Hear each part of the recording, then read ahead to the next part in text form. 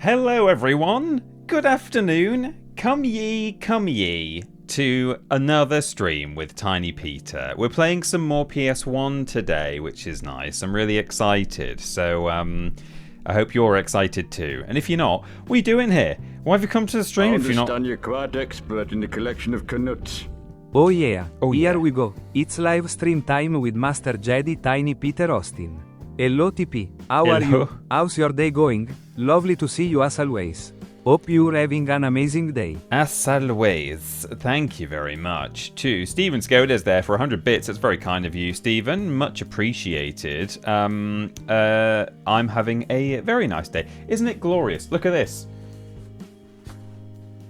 Nature's blinding device, also known as the sun, is out and in full force, and it's actually very warm in this room, but hey, we won't complain. We won't be British about it and complain, or even talk about the weather. We're going to talk about the fact that today we're streaming some Bugs Bunny Lost in Time. Are there any sheep in this game? It's a sheep. Yes, I can think of at least one sheep. I understand you're quite expert in the collection of canuts. Tax return come in. Happy day. Oh, happy day, Benson Boy. Thank you very much indeed for 200 bits. That's very, very kind. Very generous of you. Thank you for giving me a little piece of your tax return, your tax rebate. Someone who I know, someone very closely related to me, is waiting for a huge tax rebate because they massively messed up. The tax man or woman massively messed up, and they're owed like hundreds of pounds, but it's still not arrived from what I've heard. So they're always very quick, aren't they, to say you've not paid enough tax this year. Come on, you've got 1 month to do it, no less. You've got 1 day. Give me the tax that you owe. But as soon as they owe you 600 quid, they're like, yeah, we'll get round to that. Don't worry about it. It's like, you're earning interest on that, Mr. Starmer. Anyway, I don't like being political here. I don't even like naming politicians unless I'm facetiously, jokingly referring to the fact that I love the Reform Party. They're just great. Anyway, let's move on quickly. Hello to Panini Meanie, who's chatting for the first time. Thank you for those excellent emojis, by the way. Emotes, sorry. Emojis. God, who am I? Emotes. It's very much on my to-do list now, between now and the next stream, to sort of add a few more bells and whistles to this Twitch channel. You've all been very patient with me as I've slowly, approached Twitch and a schedule and started, doing 2 streams a week and so on and so forth, alongside all of my other commitments. And I've not yet got, we need a Cheetah Austin emote. We need some more sound alerts and stuff. We need to maybe mix some of those up a bit. There's all sorts that needs adding, and it's very much something I'm going to be doing. I understand you're quite expert in the collection of canuts. Before the next stream. I love bells. You love bells. I hope you love whistles as well, Amalia. Thank you very much for the 100 bits there, the canuts. Much appreciated. We need Mr. Beaver going, yeah, that is on the list as well. So hopefully I can add that. If I can isolate a good clip of him saying it. Yes, it's all right. You've never streamed before, so we're letting you learn along the way. That's what it feels like. It certainly feels that way to me. So, hello, everybody. Thank you to all of you who've dropped by. The hype train is on its way. It's actually in the way of the top of my chat, so I can't see who's right at the top. But Alien Sweathands, Milesy, Lionheart, Amalia, Panini Meanie. We've got Plushy Labs, and we've got CHR 1597, or Chris, as everyone insists on calling them now. We've got Stephen Scodes as well. Did I say Scarf of Jericho? We got C. Bennett. It's nice to have you all. Rye Wi-Fi as well. Hello, welcome. I'm really looking forward to playing some Bugs Bunny Lost in Time. This was essentially voted for by the community. It was a little bit, hashtag stop the vote. It was a little bit, like suspicious. There was some voter fraud going on potentially, in that when I did a little poll in the last stream in the chat, Twitch chat, we did Haven Call of the King actually won. I think it was pretty close, but it won. But there were only like a dozen voters or something, so I thought, well, I'll put it to a larger, I average somewhere approaching 100 viewers a time, not quite 100 on an average stream, but somewhere in the top double figures. So I thought I'll put it to hopefully a slightly wider net, a wider pool, and stuck a poll in the Worst Games Ever Discord, and Bugs Bunny won there. Haven was actually in the lead for a while, but Bugs Bunny did win there by a larger margin and a bigger sample size. Sorry, I thought Fanny was about to say something else there, but she didn't. So Bugs has won for the time being, but we'll play some Haven down the line, absolutely. Hogs of War got a fair few votes as well, so it's all on the way. I actually today, for I'm not even quite sure why, I watched the London Racer Worst Games Ever episode, or like I skimmed through it.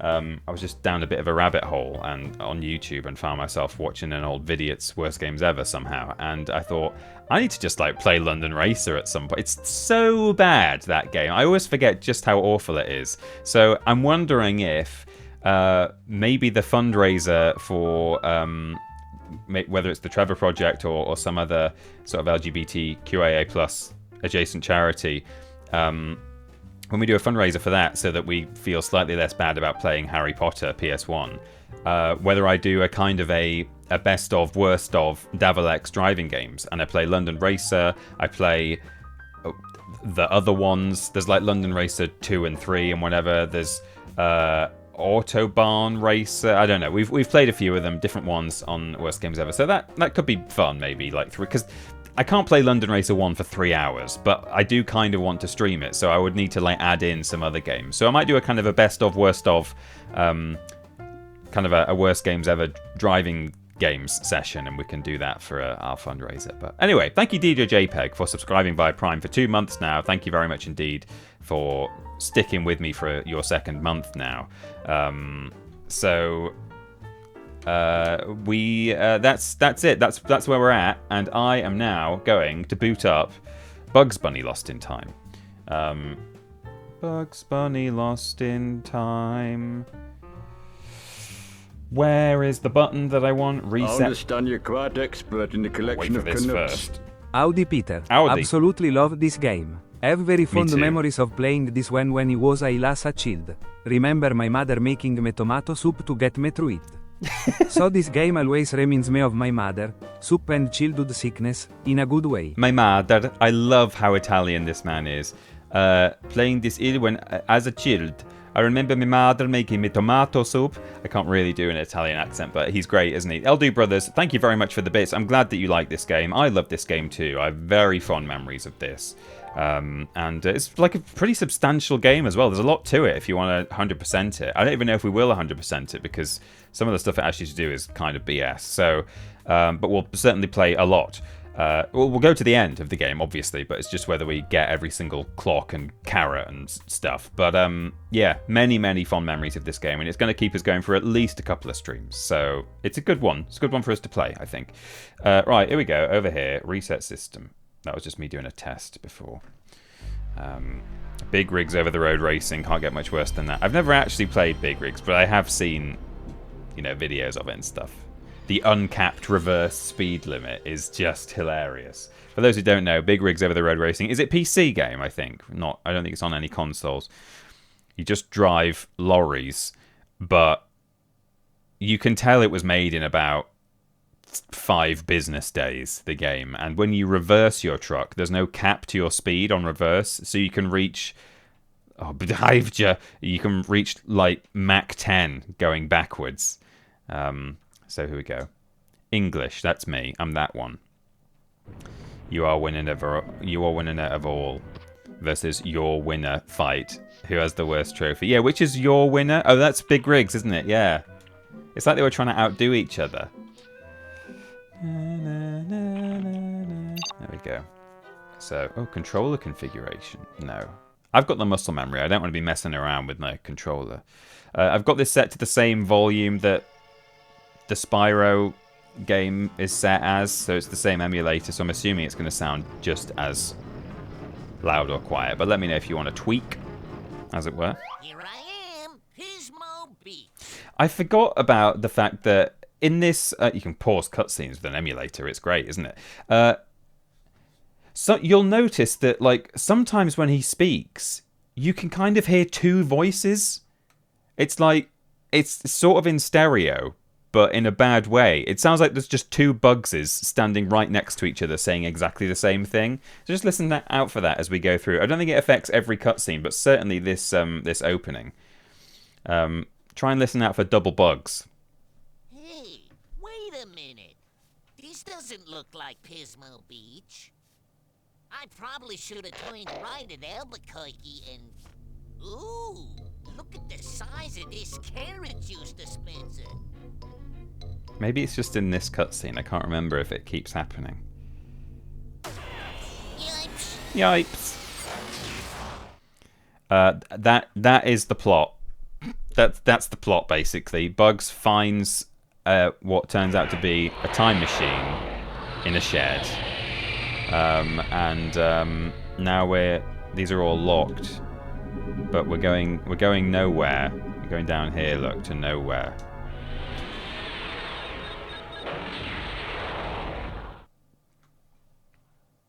I've never played this game. Is that an emulator thing, or is it supposed to do that? No, it sounds like that on PS1. Where the heck am I? Maybe the person who lives in the silo will tell me where I'm at and how to get out of being at here. Lives in the silo. come right in. How do you do? My name is Merlin, and I'm a sorcerer. Yeah? Really? A sorcerer? Come on, let me see a saucer. Please, please? Of course. Anything to oblige a guest. Oh. Charming. You know, that's a good trick, Moyle, old Goyle. Can you do this one?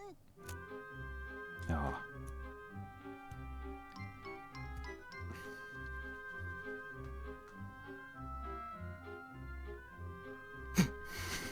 That gave him a hobby, but I still ain't near it to my natural habitat. Sorry Oh, he's still trying it under his cloak. Painting demonstration, but can you tell me where I am? It seems that you are lost in time, my dear. Here, it's nowhere. Nowhere? And do you know how I could get back to, somewhere? Of course I know. You must go from one era to another and find symbols like this. Symbols. They will open you new locations and will progressively lead you back to present time.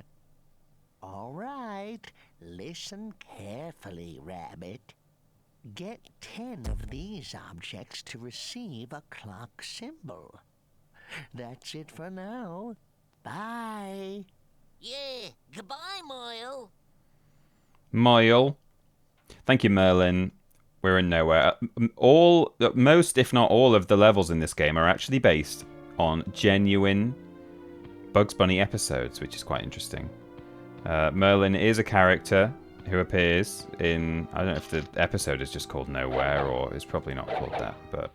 Nowhere Hare, probably, is what it's called, something like that. They quite often refer to him as a hare when it suits them in their sort of pun titles. So we can... we're now just in the tutorial area, basically. This isn't the most thrilling level in the game, but we can go over to these signs of Merlin, Moylin. And bounce on some enemies to reach inaccessible objects or grounds. You can speak to him and he tells you what to do in each area, but you don't actually have to speak to him. So you can bounce on certain enemies. More games should just be upfront about the fact that to win the game, you have to win the game. Yeah, you're right. I just got back from Smith's Toy Store and a TP stream. Boy, what a day. Thank you, Jax. Welcome in. Good to see you. I'm glad I've helped make your day. What may have made some other people's day today is the announcement that we at Vidiots, that's me and Ben Potter and Michael Johnson, have announced a second showing on the same date. So don't be fooled into thinking it's a second date, because it's not. A second time, showtime, on for the live show. So for more information, head to Vidiot's social media or YouTube channel or podcast feed, where we talk about it a bit more. But we're releasing some more tickets about this time next week, roughly. 7 p.m. next Thursday, I think, off the top of my head. But check the video for the for the correct information. Right, if you use your ears, you can land gently, like that. Is there not a clock symbol here for doing some good landing gently? No, there's not. Oh, do I have to... Oh, I actually do have to speak to every sign, I think, to make golden carrots appear. That's lame. Land on explosive objects like TNT boxes without the Vidiots World Tour from Newcastle Quayside to Newcastle Quayside, yeah, on the same day. It's barely even the Quayside, I would say. The Cluny. I suppose technically it is, but... Here we go. Got it. So that's very exciting. I'm excited. Hey, if you're coming up to Newcastle to see the show, either showing... to bust an enemy, but do it fast. It works for a short time. You can grab temporary items such as this harmer, which will do harm to things. That's why it's called a harmer. Oops. Yeah. Did it. Can I bonk this guy with the hammer? Oh, hang on. Let me give me another hammer. Oh, I'm not allowed to take it away from the thing. It's just like in the fairground. Have you ever tried to do that? Run away with the hammer? It's not allowed. Oh yeah, so I climbed to the top of that thing and there was nothing there, was there? Because I've got to speak to this sign first. Yeah, if you're staying in Newcastle to see the show, you could, if you wanted, stay in the same Premier Inn or travel... Oh, I've got to bring a box up with me. Or travel lodge that Ben stayed in, where he sort of came back to his hotel room at the end of the day, and apparently there was, like, piss in his bed that he says wasn't him. The ghost piss. You too could stay in the ghost piss hotel if you so choose. Now, you know, promises, promises. Don't threaten me with a good time, am I right? I'm into that. I'm into mystery I'm into a pistery. That's one of my things. Right, pick up an apple. Got him. We're learning all sorts of things here. Feel good about it.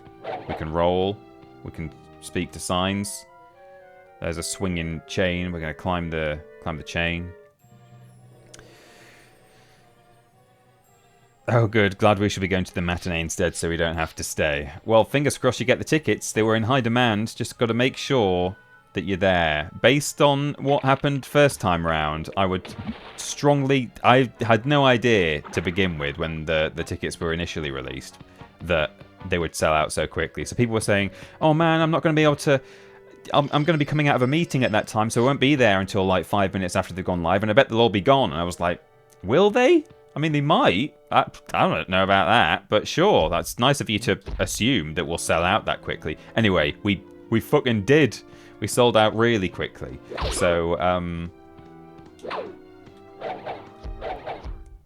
I advise you, if you're wanting to get a ticket for the matinee, when the tickets go live... Oh, I've got to kick him now. Oh, sorry, jump on his head. I'm not actually listening to what he's saying or reading it. I think I know this game, and I clearly don't. Make sure you're there at 7 PM sharp, otherwise you won't... What do I have to do? Wait until he's tired. Yeah. Otherwise, you might not get a ticket. So fingers crossed for everyone. And as we say in the little announcement we put out today, please, please, please, please, if you already have a ticket, please don't buy a ticket for this second viewing, because unless you want to buy a ticket and I don't know if there's an option to sort of like refund or sort of resell the ticket that you may have already bought. So I don't know how easy it is to swap like that. But basically, don't come to both shows because they're going to be the same. We're trying to give other people a chance to get a ticket who missed out first time. So be good, be kind, be thoughtful. I thought this was amazing as a kid that there is a jump into rabbit hole mechanic and a dig, dig, dig. Look at that. Isn't that great? You know, it's not exactly cutting edge these days, but back then, this was genius. And even better, if you try and dive into a rabbit hole when there's not a rabbit hole, to get this tree out of the way. That's fun, isn't it? Anyway, in we go. This time my partner will not be solely responsible for acquiring them. I was in a heath in Shropshire. Oh no, you weren't available.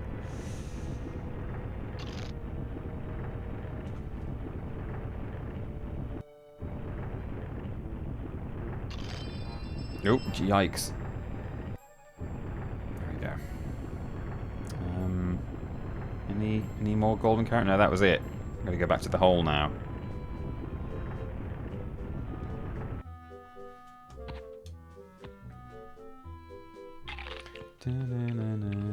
Have I got 10 golden carrots yet? No, I'm missing one. I'm gonna sneak across this, otherwise it breaks and we fall in the water. Oh, I should have spoken to this sign on the way past, right? Excuse me. To avoid awakening someone, use the sneak action. It can also be used on fragile grounds. Fragile grounds. Is there going to be someone who's, yeah, who we don't want to wake? We've got to kick him.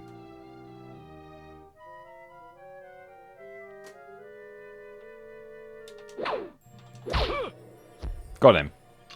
That's it. Surely you can just make a new hole up. Apparently not. Even though his ears are sticking out the soil. No, that's not allowed. That's not how it works. So there we go. We've got the golden carrots, and now we're able to go and do some actual time travel and visit the Stone Age, which is very exciting. We're going to see dinosaurs. To start your quest, it opens the Stone Age era. Get in, and there choose one of the opened entrances. Visit all of them and get back all the hidden clocks they contain. The Stone Age era. Isn't that kind of a... It's not quite a tautology. Thanks, MOYLE. Anything else? TENKS, MOYLE. Yes, of course, picking up carrots will raise up your energy. That's it for now. Of course. We'll probably meet again somewhere in time. Time traveling is one of my favorite hobbies. I'll teach more later, time traveler. Goodbye. Yeah, goodbye, MOYLE. Goodbye, MOYLE. Time traveling's one of your favourite hobbies. Well, can't you just take me back to the future? Collecting symbols. Well, why not? After all, they laughed at the man when he discovered the penicillin. I don't think they did. Did they actually laugh at... Who was it? Was it Jenner? Edward Jenner? Or no, he did smallpox, cowpox, didn't he? Who discovered penicillin? And did they laugh at him? Now, here's something that I realised for the first time today while testing the game. I can't believe it's taken me this long to realise this. So at the start of in the opening cutscene, Bugs says, "Wow, look at the size of that carrot juice dispenser." Now, the whole time I've ever played this game, I've always just seen this as a random series of cylinders that are painted green and orange. But no, they actually are carrot. It's a big carrot juice dispenser. That's glass with orange juice in it, which is why the ones on the top are at an angle, but the line of orange is flat. And there's even a fucking tap on it. Look at the tap. It actually is a carrot juice dispenser. I thought the joke was he's seen a giant, complicated contraption and he just thinks, haha, it's a carrot juice dispenser. No, it actually is, but also it travels in time. I can't believe I've never really noticed that it is a carrot juice dispenser with a tap on it. I just thought it was a big green and orange stripy thing. And now I can't see how I didn't see it. It's so obviously got carrot juice in it. Carrots were the secret to time travel this whole time. Yeah, for sure. Fleming, not the one that wrote James Bond. Yeah, that's right. Ian Fleming discovered penicillin.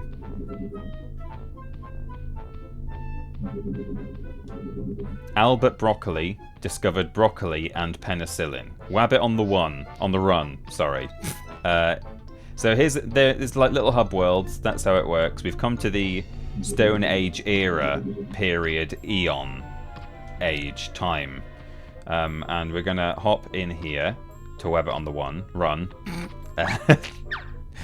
And we're gonna collect some clocks and golden carrots. Wabbit on the run.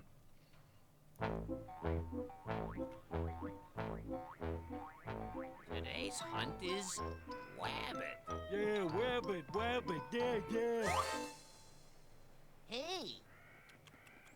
What's up, Doc? Oh, Discord. Wabbit. Yeah, Wabbit, yeah.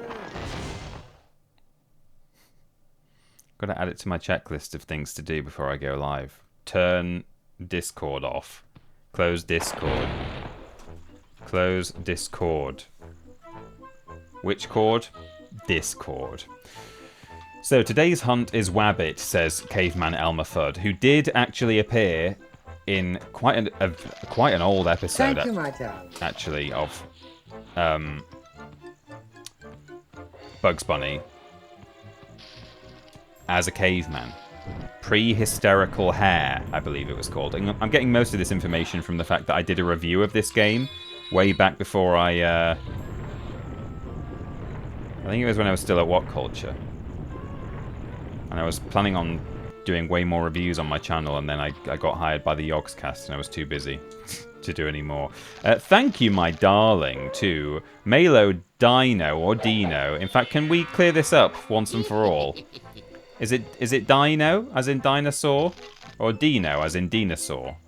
Thank you very much, MOYLE, for subscribing for 2 months. Milo Dino.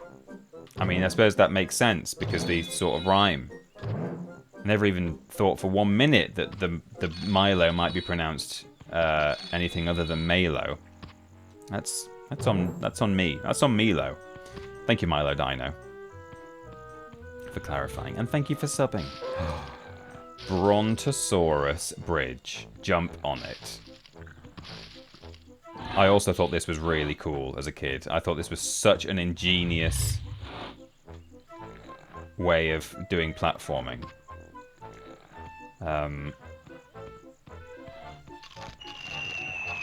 It's all good. I didn't know how to spell the name Milo when I made it, and now it's stuck. I understand you're quite expert in the collection of canuts. Canuts. Interesting face. The voice actor behind Bugs in this is Billy West, who's also the voice of Philip Ilunga Fry from Futurama. That's correct. Yes. This is Billy West here. Oh, yikes. So here's another slightly curious thing in this game, is that some of the sort of effects and things are lower frame rate than the rest of the game. Look at these rocks. They're really low frame rate. Look at them. See them? They're rolling at like... What is that? Like 5 FPS? Anyway, if I come up here, I think he'll run away. There he goes. Right, now let's head back down here. And then, yeah, also, there is, in true Looney Tunes style, thank you, by the way, the Aldo Brothers, for those bits there. That's so Looney Tunes. If you step on these shadows, then anvils drop down. You can kite enemies into the shadow, and then they get bonked on the head by an anvil. It's very true to you know, like Looney Tunes vibes. Hello, camera. I'm over here. This way. Oh, we'll soon have all these clock symbols. Got loads of them. Down you come, Bronto. Nice. Billy West does so many other voices in Futurama. Professor Zoidberg, Zap Brannigan, Mr. Wong, and countless others. Good news, everyone. I've just finished completing the matter compressor. Great! What's the matter compressor? Nothing's the matter, Fry. Not now I finish fixing the matter compressor. Oh god, that is without a doubt my favourite line from Futurama. What's a matter compressor? Nothing's the matter, Fry. Oh man, I've gone all the way back here. Terrible. Terrible news.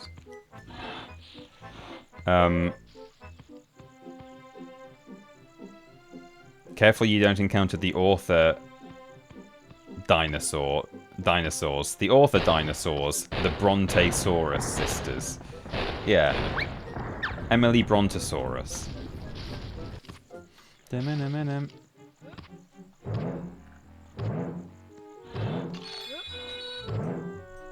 So, annoyingly, even though Bugs can lower himself to the ground like that with his ears, you...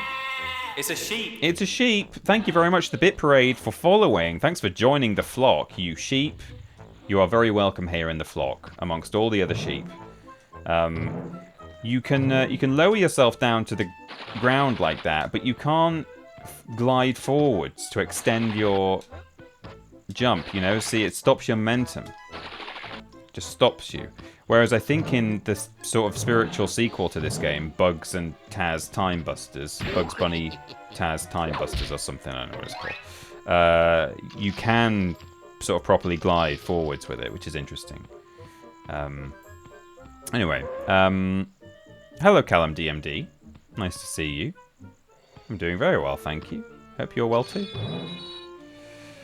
If anyone still has the DVD, check out the commentary for the bird bot of Icecatraz. Billy West does the whole episode as Zoidberg, and it's brilliant. Oh, really? Oh, that's fun.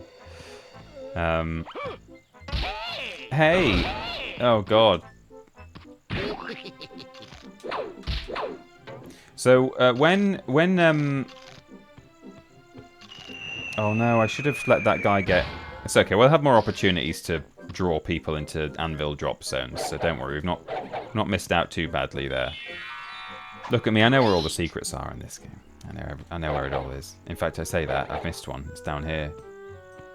Oh, you can go both ways. Whoops, yipes, yikes. Oh, we might get a chance to kill this guy again now. With the anvil. When Merlin says, collect 10 of these... oh no, it's already dropped, look. Collect 10 of these objects to receive a clock symbol, and he showed the golden carrots. I don't think that's true of every level. I think... Or you don't just get them handed over. If I get 10... So here we go, for example, I can... How many have I got now? 12 out of 22. So, you know, it's not immediately been converted into a clock symbol, but we can take golden carrots out into the hub worlds, and there are sometimes places you can exchange them. So we will eventually be able to get clock symbols out of these carrots, but for now, we're just collecting them. Why are we sheep? Not that I mind. The village already knows me as a sheep. Oh no. Just because, you know, my depth perception's a bit off today, I'm afraid. We're a flock. We do things together, and you know, frankly, you're all just following each other blindly into, like, you've all been tricked. I hope you know that. I hope you realise you've been gaslighted / gaslit into thinking that I know what I'm doing and that I'm worth watching. Following each other blindly, like lemmings, like sheep. What are you doing here? Why are you watching this? That's why. I appreciate all of you. It's lovely to have you, and hopefully I'm not as bad as all that. Right, here's Elmer.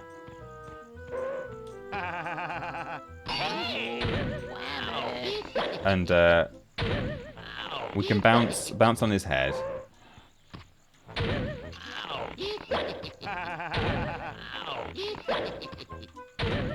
So that's something I really like about this game, is that you do encounter these boss characters. He is essentially the boss of the caveman world, and we will do at least one boss fight with him. Sometimes you have more than one boss fight with certain characters, but you'll also just sometimes encounter them out and about, and they're just, you know, there. He's a glorified spring platform. You know, that's all he is, which is, you know, it's nice. It's unique. Normally, it's like, you know, you play in Crash 3 or whatever, and you're like, oh, you're not going to meet Dingo Dial till you've completed these 5 levels that are owned and run by Dingo Dial, and then you just meet him, and then you fight him, and then that's it. But, you know, this actually feels slightly more alive and organic as a world, in a weird way.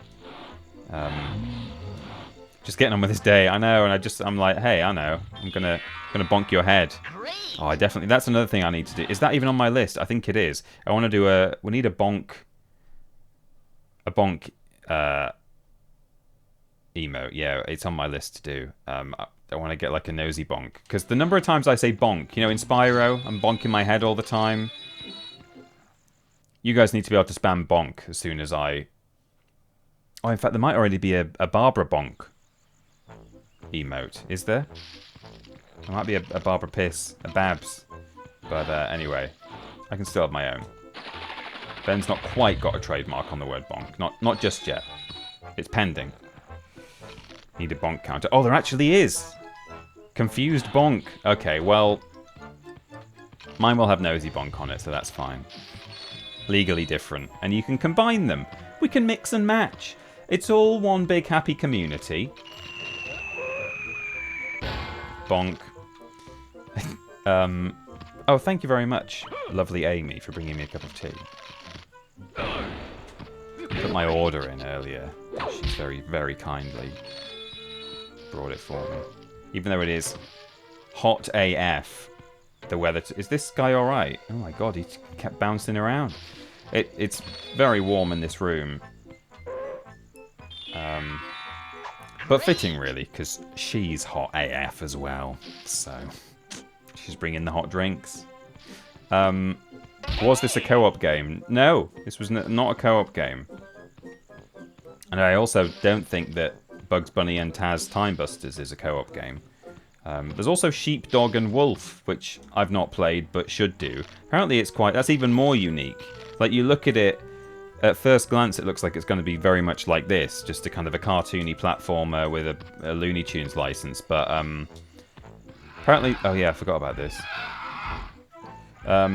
Mechanically and sort of design-wise, it's really quite interesting and unique, so I definitely need to play that at some point. I've not played Time Busters either, so loads of these to play at some point.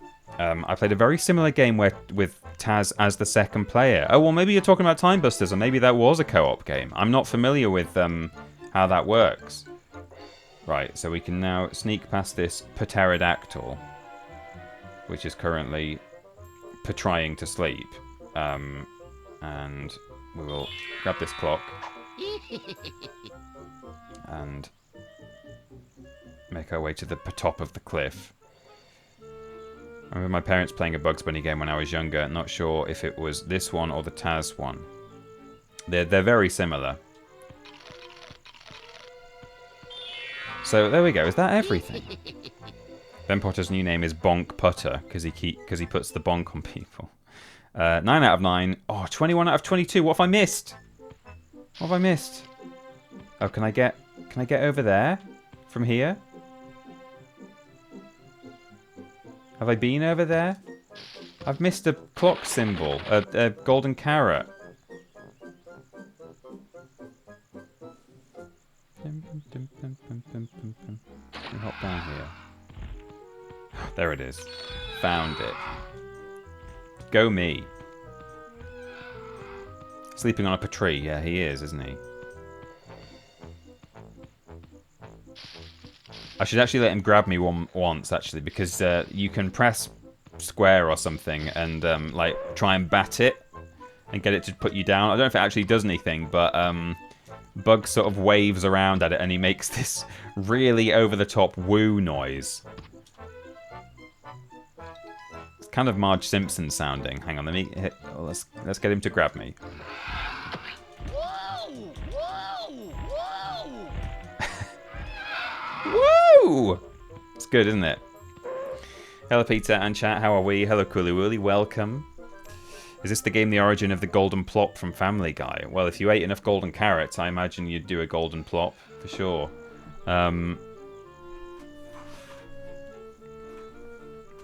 American Dad, not Family Guy. How is it? I'm really not familiar with Family Guy or American Dad, other than, you know, what I've naturally been exposed to on the internet and stuff. So, you know, of course I've seen many clips here and there, but I don't think I've never watched a full episode of American Dad, and I could count the number of full episodes of Family Guy that I've watched on one hand, or less than one hand. I could count the number on probably 2 or 3 fingers, because the answer is 2 or 3. But plenty of clips. I've seen plenty of clips. Same with South Park. I've never watched a full episode of South Park. Great. Just perfect. A jewel-encrusted You golden have poo. completed Nice. This level. I've completed this level. Guess who needs a kickstart? Treasure Island? Hey, what's up, Doc? That's a good one, isn't it? Let me save your position.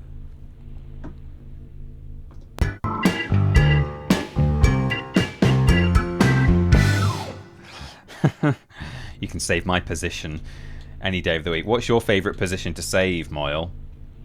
Are you a kind of a reverse cowgirl kind of guy, or a... Thanks, Moyle. Thanks, Moyle. Bye. Yeah, goodbye, Moyle. I need to ask my parents what other PS1 games we had. I want to go back and play the games I vaguely remember from when I was like 5. Hey, just 99... Oh, 99 carrots gives you a golden. I thought I had to get 99 golden carrots there. So you will add to your carrot counter as you go. I think So I've got a counter there up top left, 71. I think it will either add to your counter if you pick up a carrot, or if you don't have full health, you like eat the carrot, and I don't think it adds to your counter. Or maybe it still adds to your counter while it heals you. I'm not sure, but we'll soon have 99 carrots once we've been to Guess Who Needs a Kickstart, which is a pun given that, but you know, it's a bit long. It's a bit of a mouthful. But anyway, we'll find out who needs a kickstart here. Be very, very quiet. I'm hunting wabbits. Speaking of very, very quiet, the audio mix on this game isn't great. Sometimes stuff is just like louder and quieter than others.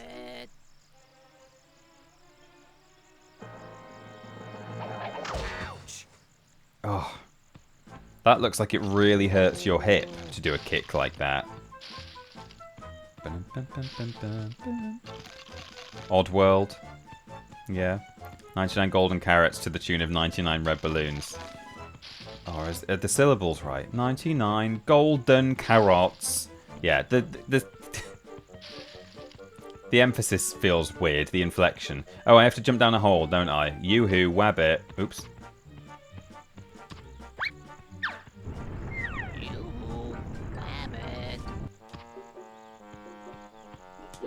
That's something else this game has done reasonably well for a PS1 platformer. There are some pretty interesting relatively interesting boss fight mechanics. You know, it's something that's always been quite difficult for games of this type to do properly. I mean, you look at Spyro, certainly Spyro 1 and Crash 1, and you know, arguably Crash 2 and maybe even Crash 3. The boss fights aren't that inspired because, you know, generally these protagonists don't have a particularly elaborate move set, which makes it a bit difficult to come up with good ways of defeating multiple bosses in unique ways across one game. It's normally not that difficult to come up with 1 or 2 per video game, but once you have to come up with 5 or 6, it can be tough to keep it unique, you know. But this game manages it, actually. And we're going to have vehicle segments, we're going to have puzzles to do, logic puzzles and riddles and things. Great. Just perfect. You have completed this level. We're 1 for 1 on 2 for 2, sorry, on completion so far. And we've also unlocked Follow the Red Pirate Road. That's not a great Let me save your position. name. You can save my position if you like, yes. I got a PS1 emulator and planned on playing all my old games I remembered having as a kid, but my computer gave up, so I'm a console gamer until I decide and have the money to go back. Oh, Jax, I'm sorry to hear that. That's rough that your PC gave up. So I think that's it for now for Stone Age levels, which again is another thing I like about this game, is that, you know, although we have these different warp rooms, different hub rooms, it's not like you do 5 Stone Age levels in a row and then 5 pirate levels in a row and so on. So you're actually you know, mixing it up, doing different stuff, which is clever. So we're going to encounter hello game. We're going to encounter these sort of magic paving stones occasionally, and if I press action on it, sorry pal, you don't have the super jump ability. MOYLE, when we meet him in the medieval period, we're going to encounter him several times in the medieval period, and he teaches us a different spell each time. So we do need to be gathering regular carrots. 100 clocks. So we'll head to What's Up Doc. In we go. We're going to get a speed run for this. Oh. I'm intrigued, actually, what the speed run time is like for this game. Here he is. Yosemite Sam, as it's pronounced in America. It's not.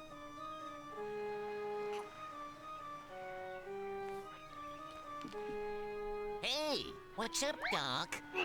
This here's mine. Come back here, you mangy mutineering rabbit.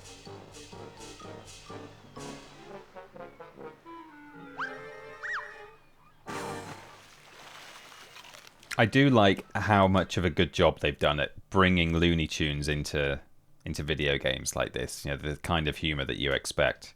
I just wish that there was some Coyote in this. I know Bugs and Coyote didn't encounter each other that often, but... Smash Acme crates to receive a clock symbol, that's fine. We can kick these chests open and stuff comes out of them. Yeah, it looks like I don't get to gather a carrot if I have to use it for health instead. We've got these crabs with the gigantic claws, which they're able to sort of boomerang at me, as you'll see in a moment. That's what you can hear in the background. Give me that. Any more? No. 100%, 1 hour 34. Yeah, that doesn't surprise me. This is quite a substantial game. I wonder what the any percent is. Have you played Future Cop LAPD? I've heard of it. I haven't played it, though. In fact, I hope you're not asking that out of affection for Future Cop LAPD, because citation needed. Maybe I'm making this up. Might be getting it confused with something else. I might be getting it confused with something else, but I think it might be on the worst games ever list. I could be wrong. I could be wrong. Do not quote me on that. If it's genuinely a good game, I must be getting it mixed up with something. But hello, Lord B. Welcome. Nice to see you.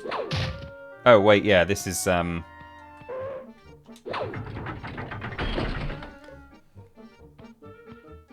R1. Watch carefully. It's pop-up pirate. Ahoy, mateys. So the clock's in the middle. Hello, clock. Stop. Stay still. Have you played G-Police? I've not played G-Police either, but I am aware of that, Happy Hammy. Yes, I've heard of G-Police. Is that good? Something I do want to play. I'm going to grab this carrot as well. I know it's only a single carrot, but I may as well, given that we've got to get these golden ones. This one. Oh, yeah, because I thought it was going to drop back in the chest for a minute then. Right, and now I kind of just want to, like, release the pirate just for fun. In fact, I might even be able to tire him out and kill him and then actually get a golden carrot from him, so maybe it's worth releasing him. Far one. Here he is. So the one thing, I say the one thing, there will be other things as well, because this is not a perfect game, but one of the things that I don't like so much about this game is it's a bit inconsistent in places, which is not what you want out of game design. You don't want your players to expect one thing, and, sorry if you're getting dizzy, and to then discover that things work in another way. So this guy, for instance, he doesn't tire out. We can't hurt him. And, you know, I understand why, because it's like, that's the punishment for getting the puzzle wrong. But other pirates, we are going to encounter the odd pirate here and there, at least, that we can tire out and kick and get, like, a golden carrot out of. So, you know, it's not great to do that in your game. They should have, you know, come up with a different coloured pirate or something for that instance, so that you at least have that kind of... that clear signposting, I suppose. But, you know, I've seen worse. There are worse things to complain about. And frankly, there are going to be worse things to complain about in this game. But we'll get there. I remember playing a PS1 demo disc as a kid, which had a Toy Story game on it. I don't know how accurate my memory is, though. Oh, yeah, right, Wi-Fi. Toy Story 2, you may be thinking of. That's a much beloved PS1 game. It's a classic PS1 platformer that loads of people are... fond of, by Traveller's Tales, who are now TT Games. Traveller's Tales made Haven Call of the King, which we'll play eventually. That's a PS2 game. They also made A Bug's Life, which of course is another Pixar film turned into a game on PS1. And here's one of my favourite facts. The two-man team who did the soundtrack for Toy Story and... oh, I need another crate. Oh, or can I jump on here? The two-man team who... yes, I can. Possibly. Who did the music for those games, Andy Blythe and Martin Joustra, I think it's pronounced, or possibly Joustra. They also did all the music for Dick and Dom in the Bungalow and adjacent TV shows such as The Legend of Dick and Dom and The Slammer and the Harry Bat pilot. That might not mean anything to some of you, but if you're familiar with other work that myself and Ben Potter and Michael Johnson have done outside of this live stream, you will be aware to some extent of Dick and Dom in the Bungalow. So the same person who did the excellent, like highly acclaimed soundtrack amongst the PS1 community for the likes of Toy Story and A Bug's Life, also wrote the Stoke-on-Trent song. Isn't that a good fact? And they're really talented. They're a great duo. Oh, we're going to do this 3 times. It's the only way you'll ever leave the slammer. That's right. Stoke-on-Trent is a banger. Well, so is the soundtrack for Toy Story 2 on PS1. And I will, I'm sure, eventually stream Toy Story 2. But it wasn't that long ago that I streamed it on Triple Jump. Because that game was actually remastered recently for PS5. And probably other platforms too. I imagine it's on Switch and maybe Xbox. Possibly even... Did it end up on PC even? I don't know. But so I streamed the PS5 version on Triple Jump quite recently, so I'll give it plenty of breathing room before I cover it here. But we'll do it again at some point for sure. Use this to take this guy out, I assume. Oh no, he got me.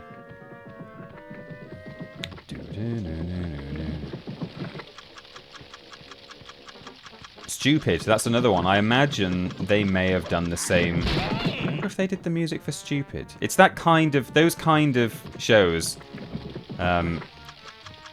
You know, a lot of them were done by the same writer and director and maybe production company. It wouldn't surprise me if they did the music for Stupid. I don't know if they did, but they may have done. They also did the Saturday Mashup music. Saturday Mashup being a current Saturday morning TV show. You know, the Dick and Dom of current day, that I actually appeared on as a guest. Crazy. I still can't believe that. It's an absolute career highlight. I'm just so sad that on the day, Dave Chapman, the puppeteer, who, yes, did do the neighbour's cat from Dick and Dom, but also, more important to me... Oh, here we go. Isn't that nice? And you don't have to kill him that way. You can just tire him out and kick him, but... That's fun. But Dave Chapman's the puppeteer who did The Neighbour's Cat, but also did... he's done, like, the Dark Crystal sequel series, and he's done some Star Wars. He puppeteered and voiced the red droid from Andor. What was he called? The little wheelie one? But most importantly to me, more than Star Wars even, can you believe, is that he puppeteered Otis the Aardvark, who was... not just a puppet on CBBC back in the 90s, but he was a host, and he was even a solo host. I don't know how often that happens, or how often that has ever happened and continues to happen today on kids' TV, that a puppet on his own will host a full day's worth of continuity on children's TV. Otis the Aardvark used to do that. I say a full day's worth. You know, they only used to have he only used to be on for like 3 or 4 hours, but... such was the charisma that Otis the Aardvark and Dave Chapman had that he would hold court on his own. Just a man with his hand up an aardvark for 3 hours. That's what your license P, Freudian slip, fee paid for. So, I really wish that on the day, Dave Chapman, puppeteer currently for, what's he called? Stanley the Monster. On Saturday Mashup. I wish he'd been there, but he was on holiday. He was on annual leave. And they tricked the audience. Here's a little peek behind the curtain. They tricked the viewing audience into thinking he was there because they had some pre-recorded VT that they just spliced in occasionally, made it look like he was standing in a different corner of the studio. They'd be like, "How you doing over there, Stanley?" And then they'd play a VT of him standing in the corner going, "I'm doing great." Anyway, up next is the slime game, or whatever. So, yeah, he wasn't there. And that's the only, not the only, I was going to say that's the only reason I wanted them to have us back. I mean, I would have loved if they'd wanted us back at any point, because I had a great time, and doing live kids TV was a huge highlight of my career, as said. But the biggest reason, I should say, not the only reason that I wanted to go back, is that Dave might have been there that day. One day, somehow I'll meet DC himself. What are your thoughts on Sooty and Sweep? That's my autism event. I have a tattoo of Sweep. Do you? Wow, that's cool. I think Sweep is underrated for how he sounds and how he communicates. You can actually understand. So I studied. I'm missing a lot of chat here because I'm like, people are saying one thing and I'm talking about it for like 5 minutes straight, and then seeing the next message and then talking for 5 minutes straight again. I'm a right chatterbox today, so forgive me if I'm missing some messages. By all means, say the same things again later if there's something you want to point out. But my degree is in psychology, and you know, fancy that. Fancy me doing that and then turning out and this being my career. But when we were talking about, I can't remember, it was something about language we were talking about, and about comprehension, and I don't really remember what the point was, but it was something to do with language. And at the start of the lecture, the professor showed a clip of Sweep from Sooty and Sweep, and proved that you could tell what Sweep was saying, even though it's just a sort of weird whistling sound. It's like they've taken the squeaker out of a teddy, but he would go like, "Do you take it?" And it's like, "Am I taking the crate over there?" "Yes, Sweep, I am." "Are you gonna get the golden carrot?" "Yes, I'm gonna get the golden carrot." He didn't sound like that. He had an endearing whistly sound, squeaky sound. He didn't actually have like a weird human voice going, "Are you going to get the golden carrot?" But that's just me trying to make the point that you could understand what he was saying based on just like the syllables and the inflection. And people kind of forget that, I think. Some people forget that. They thought he just used to make a series of random squeaking noises. But no. He kind of spoke English, really. Oh no, I've gone too early. A reed from a saxophone. Yeah, that was kind of the River 7 voice that I just did there, wasn't it? Speaking of Bugs Bunny, and remember What's Up Doc? That was a Saturday morning show. All I remember is there was a puppet called Baljeet, and a woman was really mean to him, and it had Batman the Animated Series. I'm not aware of What's Up Doc. Was it themed? Was it medical themed? Was it set in a sort of wacky hospital or something? Why was it called What's Up Doc? Is that British show we're talking about, or was it from somewhere else? I am not aware of that at all. And there's quite a lot of children's TV that I am at least aware of, even if I didn't watch it at the time, because it's kind of it's a bit of an obsession of mine as well, actually, in that, like, not so much later stuff, but stuff that was on at the time when I was younger. Can I just... Yeah, I can. Okay. See, you know, that's a bit inconsistent as well. Sometimes you get a carrot from them, or a clock. Sometimes you get nothing. But whatever. Yeah, I kind of like stuff that was on at the time when I was a kid, even if it wasn't something that I watched, or stuff that's older than me, so stuff from the 80s. I do quite like, you know, watching retrospectives and video essays about that kind of thing on YouTube. So I would have thought I might have heard of that if it was from my kind of period. Much like Dave Chapman, for you, my hero is Brian Sanford, who to this day puppeteers and voices Sweep. Oh, interesting. Isn't that what Bugs Bunny also says? Yeah, it is. It is what Bugs Bunny says. I'm wondering why it was called that. ITV Kids show from 92 to 95, apparently. Never heard of it, but on a search, it was apparently a Warner Brothers joint. So, so it was Bugs Bunny related. The name of it, anyway. That is interesting. I've absolutely not heard of that. And it kind of is of the era that, you know, I would be interested in. That's the kind of thing that, if I saw a video about it come up on YouTube, I would watch it, you know? That is intriguing.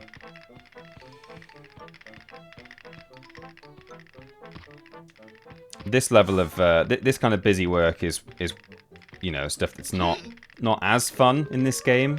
Dragging crates everywhere, but this is actually, I believe, the worst level for it. This is the worst culprit. So I think it's kind of meant to be the gimmick of this level, is that you're moving these crates around. We're not going to have to do too much of this, fortunately. I could, you know, probably... Might be a bit quicker to do that. Yeah, it probably is. Oh, I bet the speedrunners do that.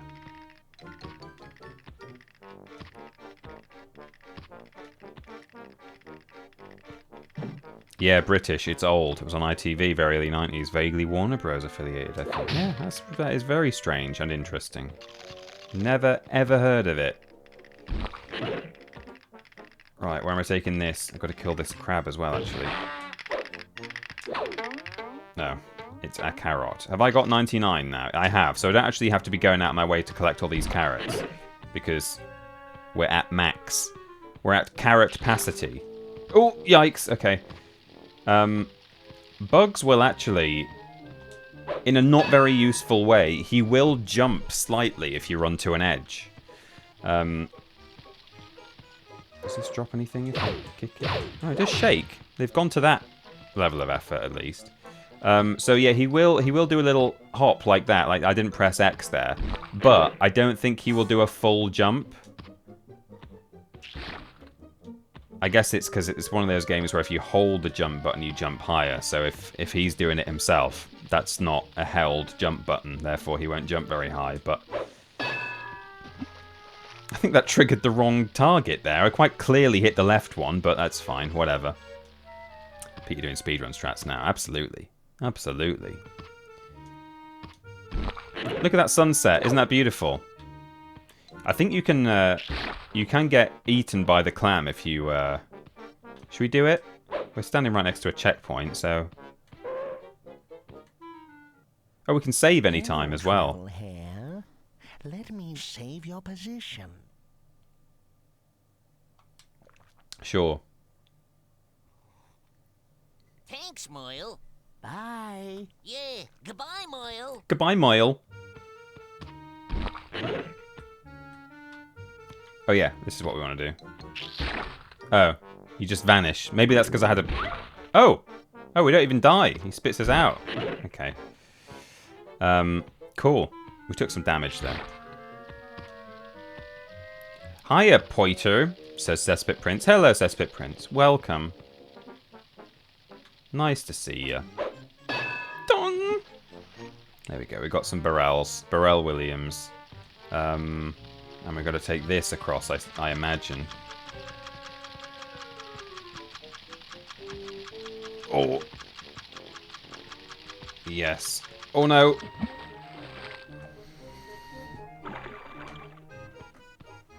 There are some pretty tight... I mean, that was just me jumping too early, you know. But there are some fairly tight jumps in this game. Sometimes... there will be a couple of jumps that we have to do later that are just... They just seem unfair. Oops. But, hey, we'll manage. There we go. Will I live? If I... No, I better... Yeah, I seem to remember that being a really big explosion, that if you're still standing on the island, you take damage. That's not the end of the level. I think we moved to a second half now. Or maybe... Maybe not. Shark Islands, great.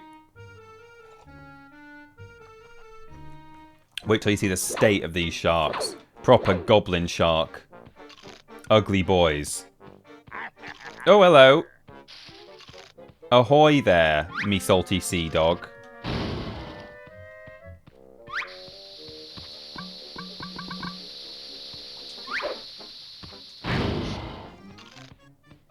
Again, another... Oh, yeah, there we go. Another quite nice mechanic. I mean, you know, not super unique and cutting edge, but, you know, the fact that a couple of the projectiles will kill you on impact, but then one of them you can throw back. I guess it's like Koala Kong in Crash 1, isn't it? But, Oh, can I double? Oh, no, I don't need to. Oh, ugly shark. Can I kill the shark? You can't. Spoilers, you can't kill the shark. You can give it a bone, though. I have already used the saucy button today, and I'm not inclined to use it again, but if we want to bone the shark, we can. Oh, don't knock me in.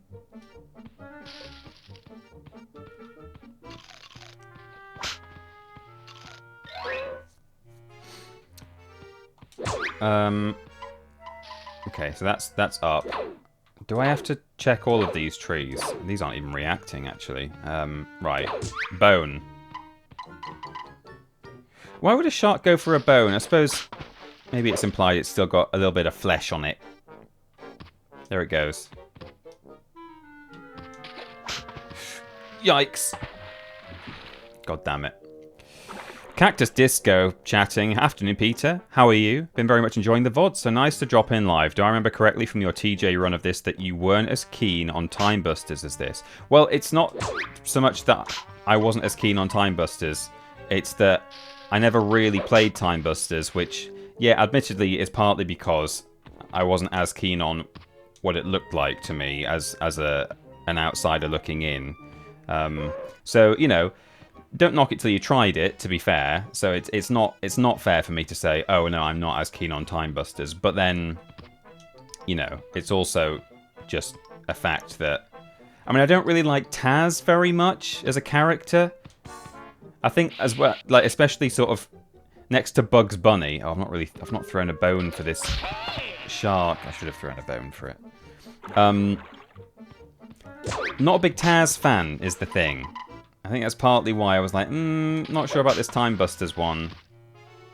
And didn't really try it. But, yeah, next to Bugs Bunny, who is a witty trickster god, a guy who just sort of blows raspberries and growls is not really for me very much. But, ooh, steady.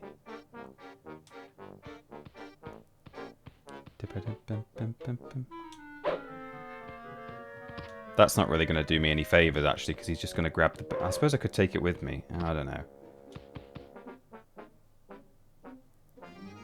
Or I could sort of run behind him. The knockback. It's so harsh.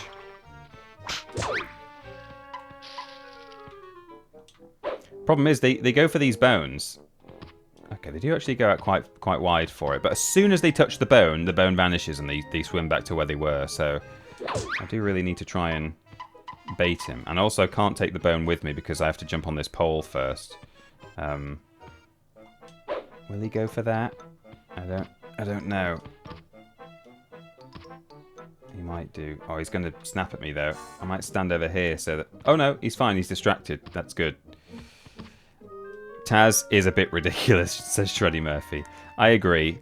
Loved Taz when I was a kid. Taz is too sophisticated of a character for Peter. That's it. Yeah, I can't relate to him because he's too smart for me. I think that's the problem. I do like the... I'm not the first person to make this observation. I do like the fact that in the Tasmania cartoon, which I did watch a little bit as a kid, begrudgingly, even though Taz is probably my least favourite character in it. But in Tasmania... you realise that he's got like a whole family who wear clothes and speak English and like use the phone and drive a car and stuff and have a little pet dog.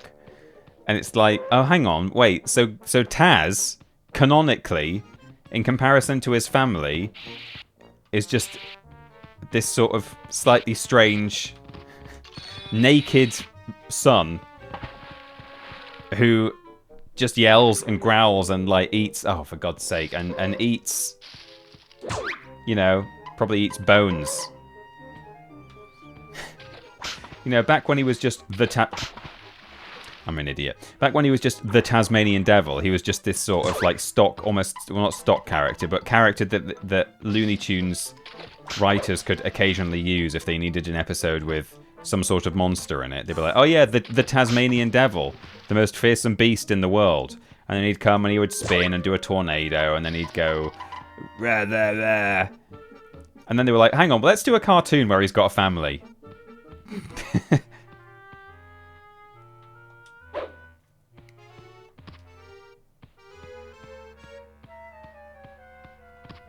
Yeah, I mean, we've all been naked and just growled. Oh no, I'm gonna... The shark had got the bone already. I need to put the bone close to the first barrel, because once I'm past him, he's not going to overtake me. Here you go, sir. Oh, God damn it. Stop, go for the... I thought when they were going for the bone, they didn't snap at you. That's only the only reason I jumped. Get the bone. One thing you can't do in this game is tilt the camera up and down. Oh, for God's sake.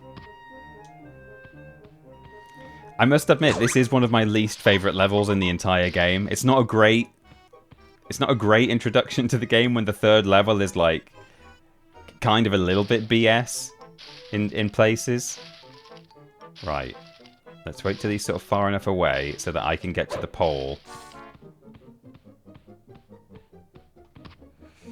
That's a bit of a long jump, and he's there. No! Okay. I'm alive.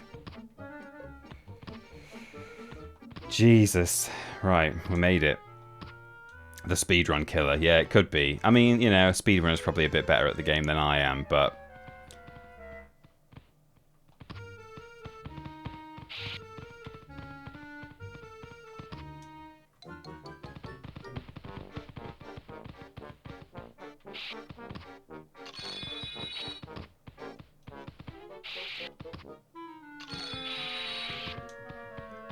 Oh. Is there a checkpoint on this island, please? That would be nice. I'd love a checkpoint. Anyone see a little propeller hat anywhere? No. Okay. Okay, well, there's a pirate somewhere who's out of breath. I can hear him. He's been chasing me and I didn't even realise. Oh, quick, get him. Oh, no. Get tired, sir. Oh, isn't it tiring? Aren't you tired? Just stop for a breather. Oh, he's still going. Do I have to hit this guy 3 times? Again, this is what I mean. We've met these pirates multiple times now, and I think every single one so far has either died in a different way or given us a different item. That guy took 2 hits and dropped a wheel. That's fine. So, oh look, we've got these... I could have blown these TNTs up as well. Right, let me take this wheel to where it needs to be.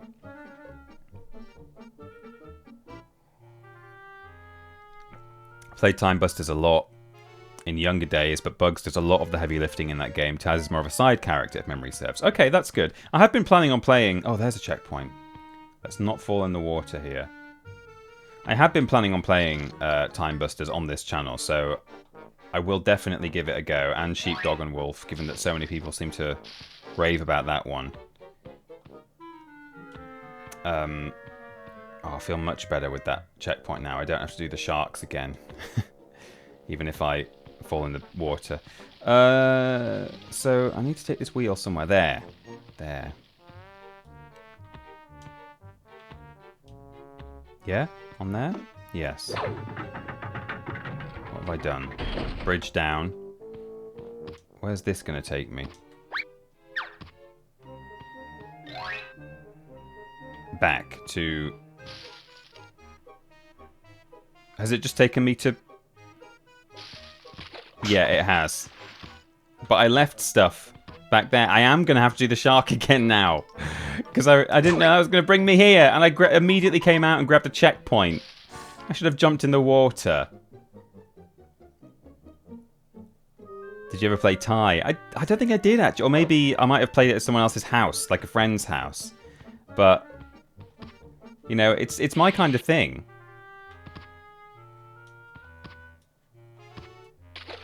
Ooh, he tried to get me. Okay, we're good. We're past the shark.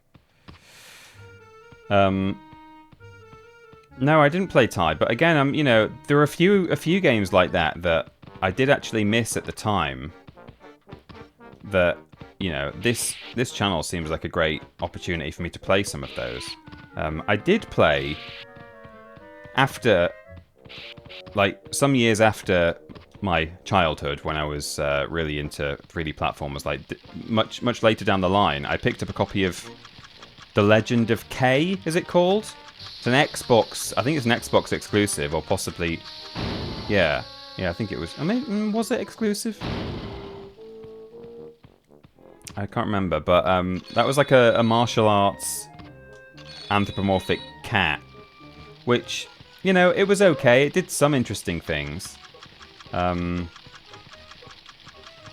it a little bit obtuse in places. Didn't quite know what to do all the time, and There were a lot of swamp levels, which I seem to remember there being a lot of swamp levels anyway, and I don't like swamp levels very much, so...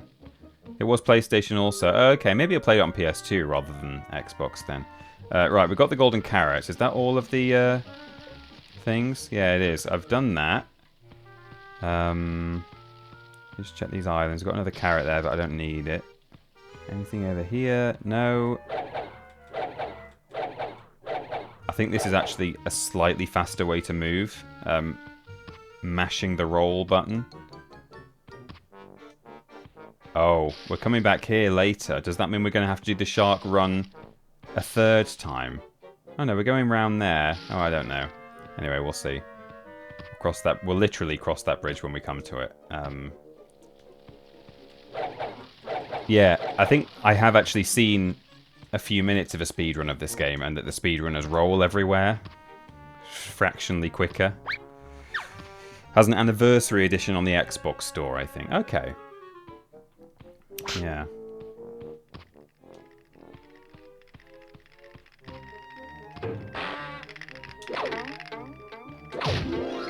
Clock symbol. Fought gorillas, yeah. Yeah, that's it. Thanks, Cactus Disco, for being here. Please do check on the VOD, yeah, if you would like to. That would be lovely. Enjoy the rest of your day. See you soon. Speaking of VODs, those of you who've been waiting for the Spyro VOD to appear, I did mention this on the Worst Games Ever Discord, but I know, some of you might not be in there on the regular or be checking everything that's being said there, but... Oh, can I go... Oh, there was a rabbit hole here the whole time. I didn't realise. I thought I just sort of hopped out of nowhere. When I came through here the first time, there's quite obviously a rabbit hole there, but I think by the time I'd realised where I was like, oh, and there's no rabbit hole to go back, but there is.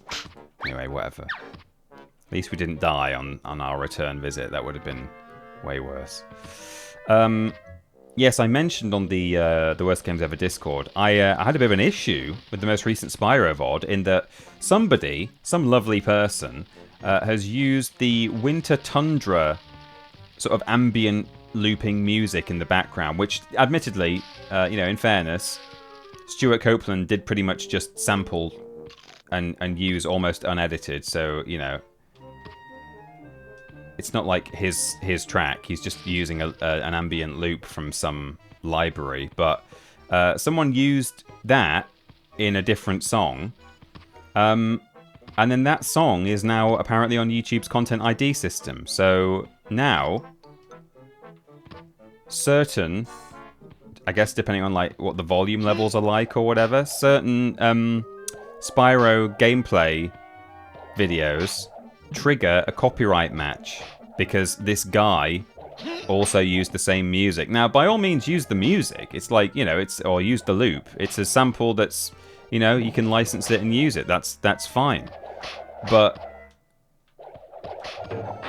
I suspect that if I disputed it and said, and maybe I'm being unfair here, but based on what I know of most people who have stuff on the YouTube Content ID system, if I had disputed and said, well, hang on, I'm allowed to use this sound because it's just Spyro music, all he has to do is click a button that says, no, you're not allowed to use this, and I'm screwed. I can't use it. So I messed around for a while trying to remove the music from the VOD and keep all of the gameplay intact, but in the end I realised it's not going to work. Like it was making my voice sound all weird, so I've cut around it basically. I've left video in of all the important stuff that I did in Winter Tundra, but it's just me speaking over the top of it with like a thing that I recorded after the fact. So the VOD is now live. Thank you for your patience if you've been waiting for it. Look at all this stuff I'm getting.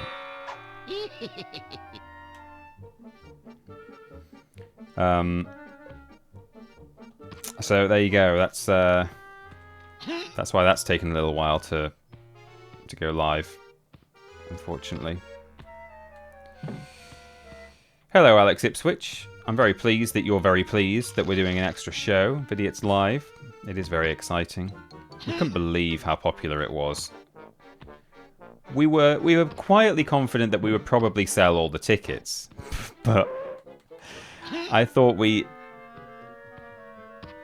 not quite that we'd be sort of desperately flogging them by the end, saying, oh, you know, there's a few tickets left if you want to, you know. I didn't necessarily know that we'd be doing that, but I thought they would just eventually sell out in their own time. You know, bish, bash, bosh, done. But no. No, not the case. They sold instantly, and there were still at least 70 people who wanted more, and those were just the people who were on the waiting list that was provided by the ticket seller. Oh no, I could be in trouble here. Well, not in trouble. I mean, I've done the right thing, but can I glitch my way on top of this pile? That would be really nice. Oh, I think I probably can. Yes, okay. It looked like I was going to have to take a box off the top so that... oh, there's nothing up here anyway. Oh, do I just hop over this wall? Yes. Take a box off the top so that I could get onto that stack. Because 4 is too high to jump on from the ground, ordinarily. But you can't just take one box off. If you want to separate a whole bunch of boxes, you have to throw the entire pile, and all 4 end up scattering everywhere. So that would have been really annoying if I'd had to do that. But we glitched our way up. Cheetah.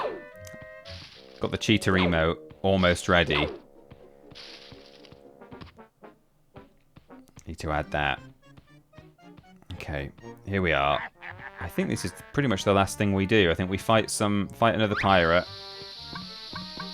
Are you cheating? Are you cheating?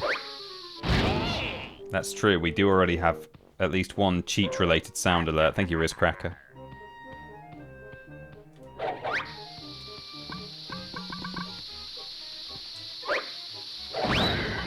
Arrgh! Is this the same pirate or a different one? I'm not sure. What's going on here? Did you ever hear of a game called Kia Dark Lineage? It was also like an action platforming adventure for the PS2. I think possibly I may have come across that at one point. I've definitely never played it, but I might have seen the box art or something. Yeah, there were quite a lot of those actually. When you really look into it, there were some really, you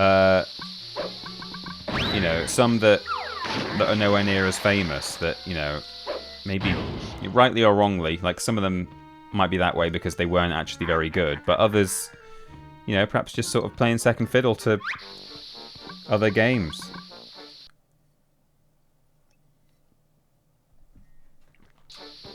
So, oh, yeah, I'll never really run out of action-adventure games and platform games from that era to cover on this channel, really. It's just nice to at least start with ones that I know very well, like Bugs and Spyro and Crash. Come on, man, give me a non-flashy one.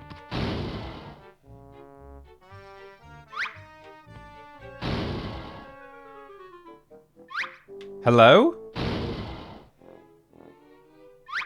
Okay. Thank you. Is it just RNG? Got him. Do I get a clock for that? No, I get a drawbridge for it. How are we doing for collectibles? Oh, we've missed a golden carrot somewhere, but... I mean, it could be on this island, I suppose. Is it? No. Missed a golden carrot on one of the less good levels, so we'll have to revisit at some point, seemingly. Well, that might not be the exit, actually. I think normally the exit level, the hole for the exit level flashes. Although I don't think it always does, which is the confusing thing. That seems like a level exit. Or is there going to be one more phase where we fight, like, Yosemite Sam or something? Yes, there is. Okay, we might get a golden carrot here. Or is it on this island?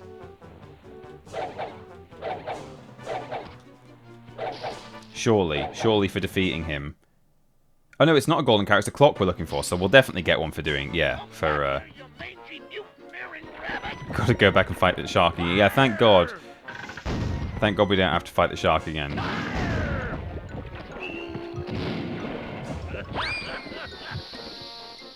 Can I grab that? Yes. Oh, jeez. Can I throw it from here? Yes, thank God.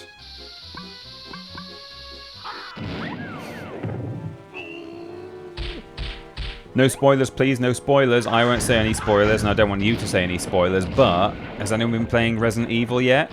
Resident Evil 9? Apparently they sold something like 5 million copies in a week or something. You're quite right, too. I know Ben's been streaming it, and I spoke to him about it yesterday. He says he only played a few hours, because obviously he's playing it on stream, and therefore doesn't want to play it in between streams. So I was only able to talk to a limited amount. Bugs does have a big throw on him, doesn't he? I can only talk to him... The rapid fire! I can only talk about a certain amount of the game because I'm a lot further than he is because I've got free reign to play as much as I like, but I'm having a lovely time with it. Now, admittedly, I've just started Act 2, that's all I'll call it, and not finding that as enjoyable as Act 1. Still good, but I think because the standard is so high from these recent Resident Evil games that, you know, in comparison, I'm a bit like, yeah, I mean, you know, this isn't my favourite thing they've done recently, but I'm sure as I progress to certain locations in Act 2, which I imagine will feature, certainly based on promotional material that I've seen, then there's a lot more fun to come. But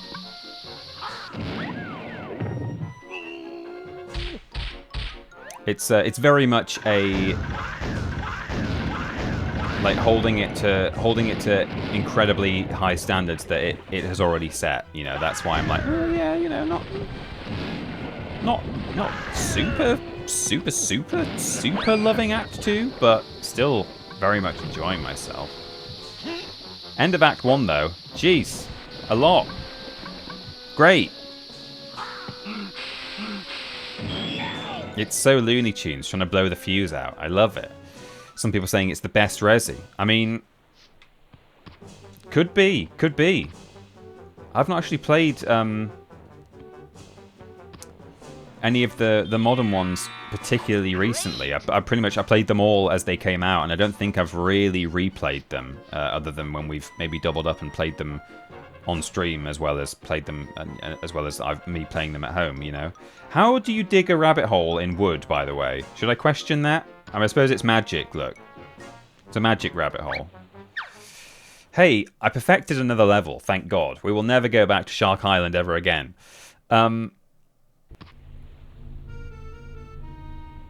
Stumbled into an Easter egg and thought it was some little thing, so did a little Google and spoiled some story. I should just play it and look for stuff after. Maybe so, yeah. Oh yeah, we've unlocked the 1930s. I love that's my favorite world in the game. Save your position.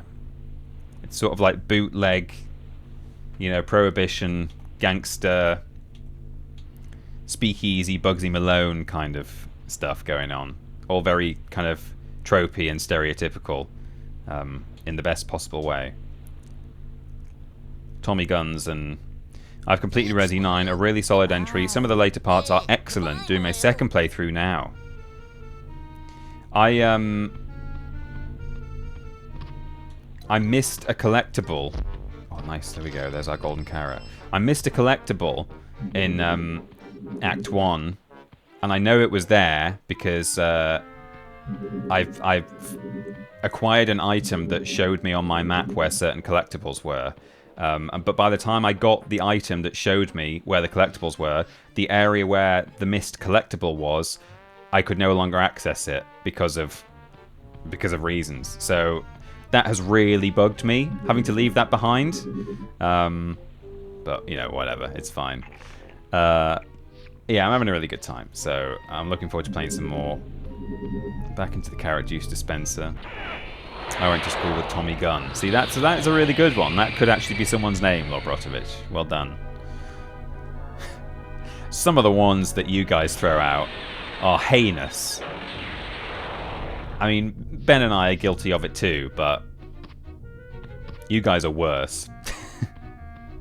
Mr. Collectible did teach me at school. Mr. Collectible. I Mr. Collectible. No. See, Collectible's not a surname. That's why it doesn't work as well. You have to try... You have to do your very best to actually make the phrase out of a real first name and surname. Tommy Gunn does work. The big bank withdrawal. Oh, this level, I believe, is also a little bit BS in places. Let's get out of here, Muggsy. Okay, boss. Oh, a face only a mother could hate. Okay. I tend to leave collectibles just because I know I'm going to miss that one. Yeah, I mean, fair enough.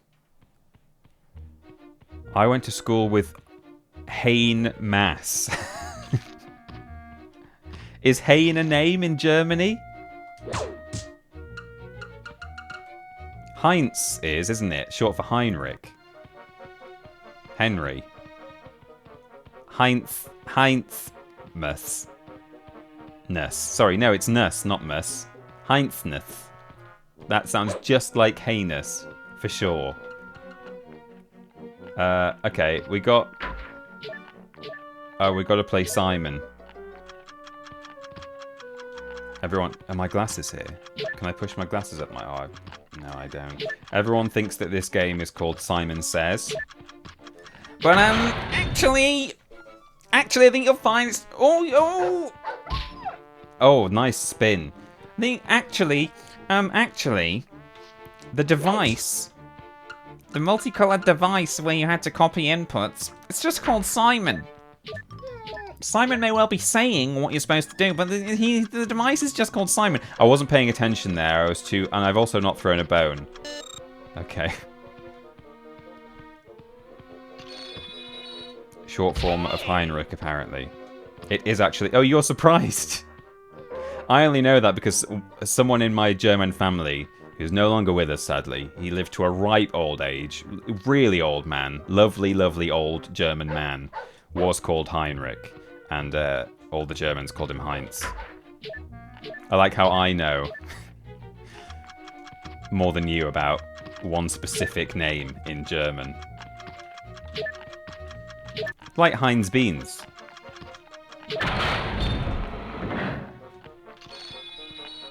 But yeah, they said Heinz with a soft S.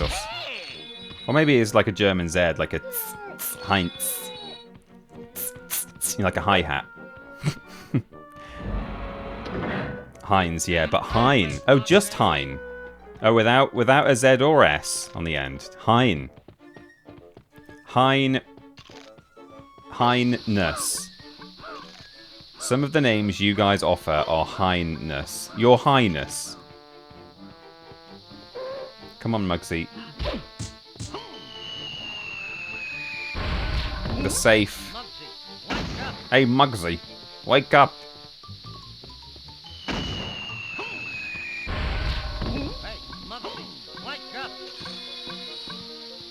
Oh, he's down. He's down for the count. Can I chuck a bomb at, what's this guy called? Rocky, I think he's called. Oh, no, that's not going to do it.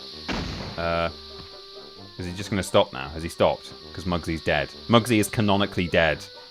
Permanently. Oh no, he's still chucking stuff. Did Muggsy drop a key? No. Oh, I also... Ah, yeah, no, I need these bombs to smash these bars. That's why he keeps throwing them, I think. Nice. Give me another one. Oh, there's one. Oh, quick. It's gonna go. Did it. Is that enough? I think some of the bars are still sealed, but that should be enough.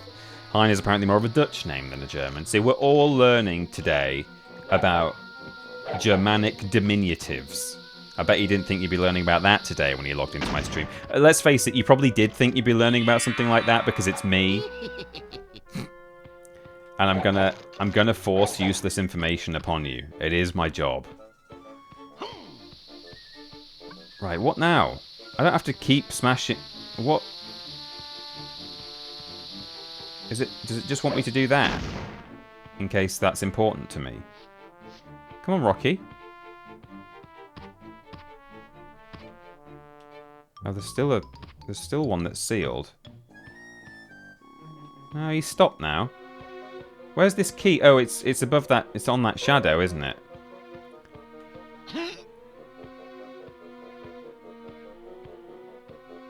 Do you think they have a case against Bugs Bunny here? What, for being involved in a bank heist? He's there. He shouldn't be here. Stuff is being nicked from the bank. You can get a little height boost, by the way, by doing that. By doing a false dive. Okay, stick the key in the keyhole. Kick the door open. Maybe this level isn't BS. Oh. Oh, yikes.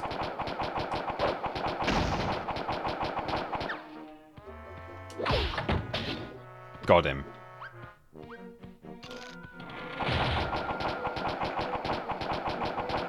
I like the dynamic hazards and things, like bookcases falling over and stuff. It's all fun. He has potentially murdered someone here. Oh, I see. A murder case against having dropped a safe. Oh yeah, because I did say he's canonically dead, didn't I? I see what you mean. Yeah, so not only is he potentially implicated in a bank heist, because what's he doing here? Like, yeah, alright. He's not actually with them. He's not on their team. But he has seen them robbing the bank. Well, what are you doing in the bank at this time of night, Bugs? He was clearly here to also rob the bank.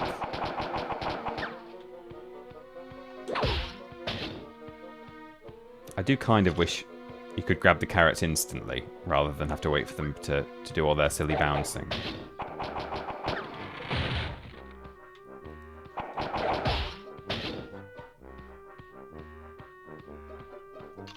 How are we doing? 12. Okay, we need to be collecting these as we go. He's implicated himself here. I think Bugs would get off with self-defense. Do you think? And to be fair, I didn't drop the safe on Muggsy. He wandered into the drop zone, you know?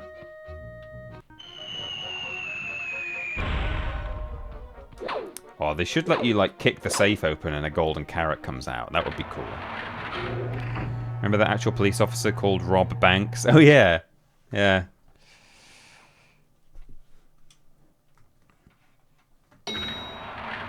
It's like the opposite of nominative determinism, isn't it? I've had to live my life through school being called Rob Banks. I'm going to become a policeman to stop bank robbers.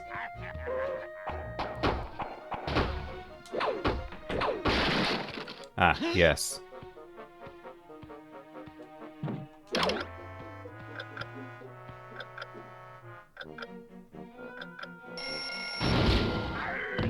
Nice.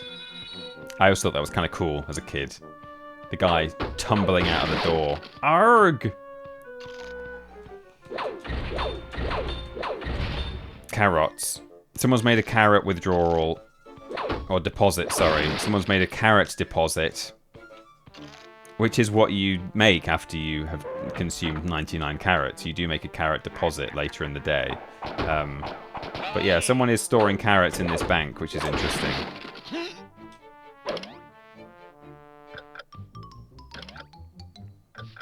Arg! 24 carat gold. Very good. Yeah. I wonder if they make that joke at any point in this game, because they really should. Was the one about the reporter at the petrol station called Phil McCann real, or did I make that up? Phil McCann. I mean, that sounds plausible. There will definitely be people called Phil McCann in the world.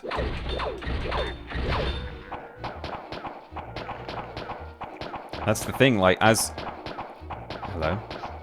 Are you gonna stop? There we go.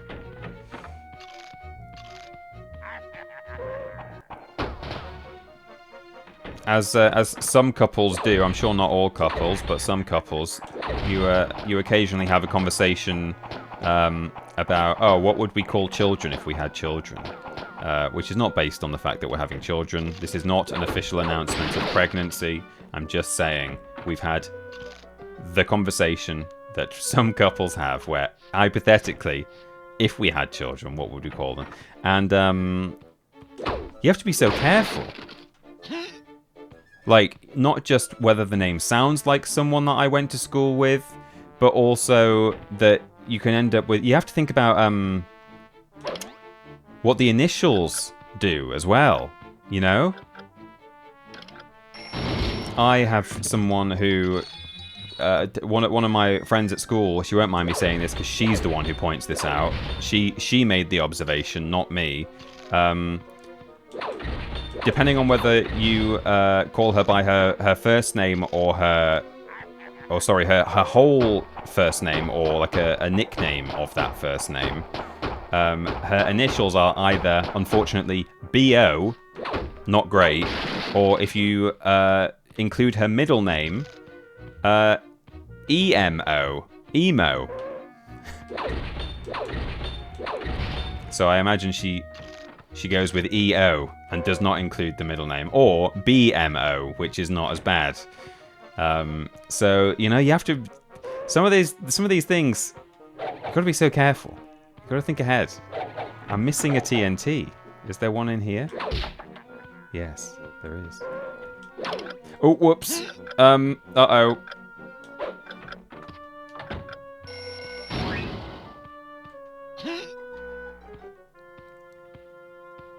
Hopefully I've not used I hope there's not like a finite amount of TNT. Well, there probably is a finite amount of TNT, but hopefully there's enough that lets you do one failure.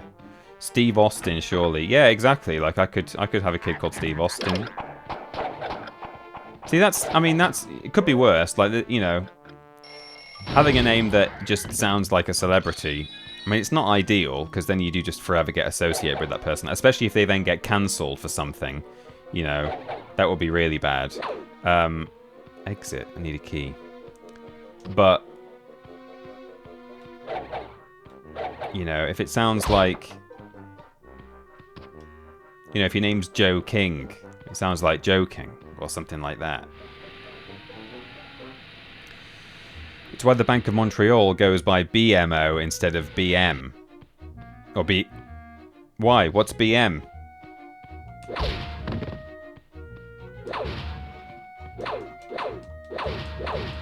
Oh, I need to blow that open, I guess. Oh, have I used up TNT? Oh no, I think maybe it respawns. Oh, it does. Thank goodness. Oh, bowel movement. Is that what BM is? I suppose maybe in medical circles they abbreviate it like that. I wouldn't have known necessarily, but that is kind of funny. Boom. The key. Okay, I've got to be careful not to exit the level before I've got all my collectibles. 6. Okay, wow. There's a lot of stuff to still find. All people would say I need to take a BM. Would they really? I'm not familiar with that. BM to me, if it's anything, is just like an abbreviation of BMW. Like, oh yeah, I drive a BM. That's what some slightly wanky people who drive BMWs might say. Yeah, I've got a BM. The BM's in the shop at the moment. They wouldn't say in the shop. That's an Americanism. The BM is in the shop at the moment, maybe they would say. But BM's in the garage at the moment. So I'm currently driving the Merc instead. What is this? What's here? Oh, it just fell. Okay. That one just makes me think of those smiley chocolate biscuits, even though that's actually BN. Well, I was at school, genuinely was at school, with, I don't really want to just say the full... hang on, let me just think of an alternative. Someone whose initials were that. So he was called, you know, Ben Norbertson. He wasn't called that, but he was BN. And they were quite popular in the 90s. I don't know if they're still as popular, the BN biscuits, but there was an ad, wasn't there? BN, do. And old Ben Norbertson at my school used to get that sung at him sometimes. In fact, my dad, to this day, on the very rare occasion that those biscuits come up in conversation, which, you know, doesn't happen. How often do you talk about BN biscuits? He still calls them Ben Norbertson biscuits. So even the parents knew. Ben Notter, yeah. BNs are lovely. I like the jam ones as well. I do like a jammy biscuit. I like a jammy Dodger. Hello, wee mad rage. Welcome. Nice to see you. Love this game so much. You're not the first person who said that today, which is nice. I'm glad to be playing a game that people do love. was a bit unsure about when I sort of proposed this game as one of the games we could be playing on stream. I was like, is it just me who likes this? I'm about to like ask people, oh, you know, do you want to play this? And am I going to be disappointed and have everyone say, not really for me, but sure. Is that Comic Sans? Might be. Great! Ben Notter. Okay, so we've got a door there. Oh, that door is closed. Is it because I... Is this weighted? And I took the clock off it, yeah. It's just like Indiana Jones. Indy and his Jones. That has got a light on it. Can I creep up and... Ah, okay, here we go. How long's the timer on this hammer? Because I've got to... Oh, creep my way. Oh, I can't even sneak. Hey! Oh, they're saying hey to each other. I can't sneak with the hammer. I just woke him up. He's shooting me with an actual gun. Oh, he's lost me. Oh, do I have to tire him out? Okay.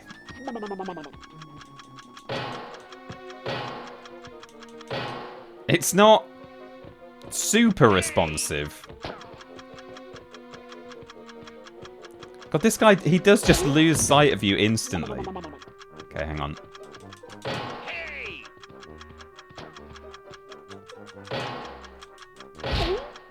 Okay, there we go. We got there in the end. Right, grab the key.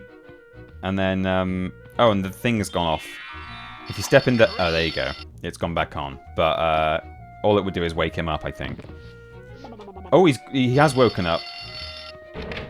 Let's go. Hey! Hey! I had the demo version of this when I was younger on the PC, and I played the shit out of it. Didn't actually buy the full game on PS1 until about 14 years ago, says Wee Mad Rage. The old Looney Tunes games were so good. This, Bugs and Taz, Sheepdog and Wolf, Taz Wanted. I'm not familiar with Taz Wanted. We have talked about the others, though, today, and I have said that I will stream them all at some point. I'm not very familiar with the others. I'm aware of them, and I've seen bits of gameplay, and I know that they are both loved by the loon heads, as I'm sure they're probably called. But I don't have a lot of experience with the others. But I'll certainly play them. So there's a thing in there. Do I have to wait? That no. What am I doing here? Oh, I think I know. I think I can push this as well. Yeah, I can. And then I can probably get on top of the glass and maybe just smash it.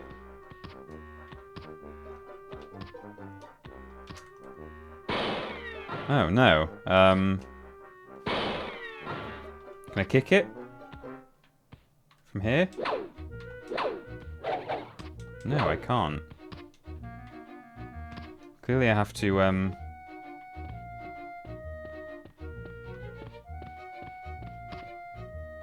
Is this weighted as well? Oh. Is there something in here? Is there TNT in here? No. I've forgotten what you do here. Obviously, I think I can kick this off. Maybe there's something out here that helps me. Oh, yikes! The bloody Mugsy's here! Cheap shot. Oh, look, there's another shadow. He just can't catch a break, old Mugsy. Oh! He can if he's smart like that. He's learning. He's like a velociraptor. Oh, for God's sake. Cool. So... Hey! Oh, no! Oh, yikes, I thought that was... That's not the end of the level, is it? There's still stuff to collect. I've not triggered a... Bugs, don't get on it. No, don't get on it, Bugs. I still need to find a key. Oh, hang on. It's got a golden carrot on it now. Why has that happened? Oh, have I just snuck round?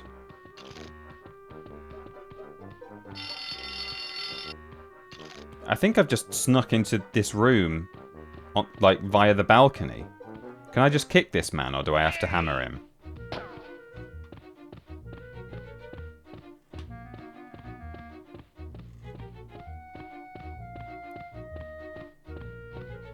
Dude, you've lost me. Okay, I can just do that. Okay, we don't need the hammer. Oh, I have to use the hammer to break the glass. Smash it with the hammer. Rizcracker even suggested that. I thought the hammer might be for this man, but it's clearly not. Hammer's for the glass. You guys are way better at games than I am. Got him. Key. Gotcha. So, I've now got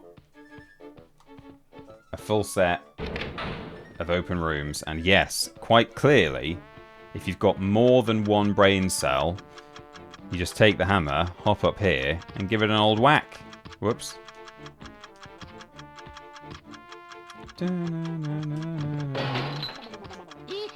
Excellent. Not that we really need it, because all it does now is open this door, but fine. So, there's another golden carrot out here somewhere. Muggsy has gone, which is great news. I promise you, I'm not better at games than you, lol. Well, I might be pretty good at Spyro 2 double jumps, and I'm doing quite well on the challenge mode mod, but I'm still pretty bad at most games. Okay, here's a golden carrot. Taz Wanted is such a good game. I have to look this up. I'm not aware of it. Is this also PS1, or had they graduated onto other platforms by then? Taz Wanted.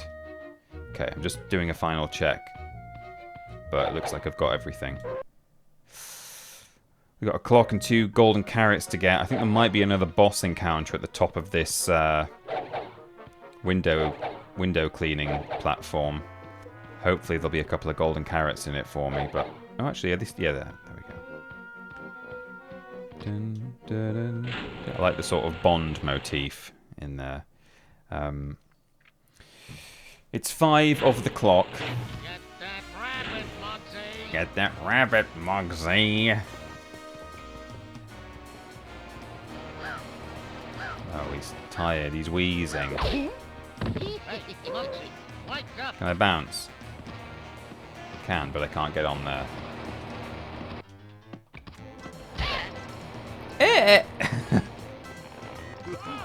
I think I maybe have lost some golden carrots here.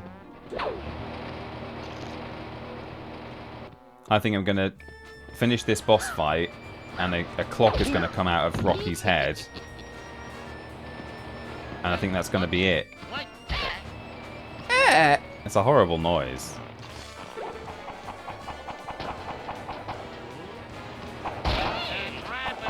Oh, God. Look at all the projectiles.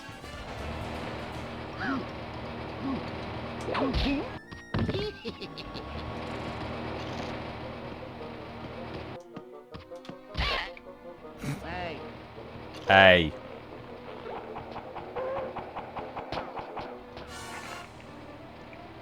Where's Muggsy?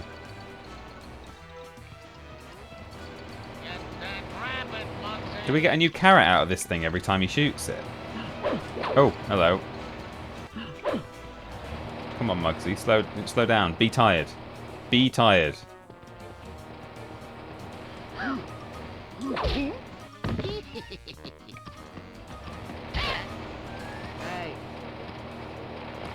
So I imagine clock symbol and not golden carrots. Oh, Muggsy looks like he's having a good time there. Oh, that's it. Well, never mind. There are worse levels to have to replay than that one. So clearly I just missed something. I don't know. Good old cartoon violence. Yeah. It's on the GameCube, PS2, and Xbox. Okay, I'll have to look it up.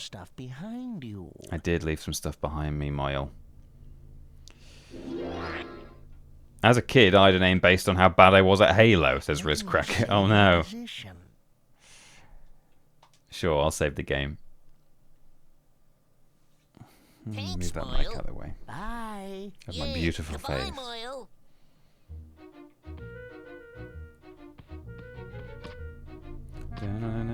How are we doing for carrots? Okay, we're halfway there. So we could climb up here and do that.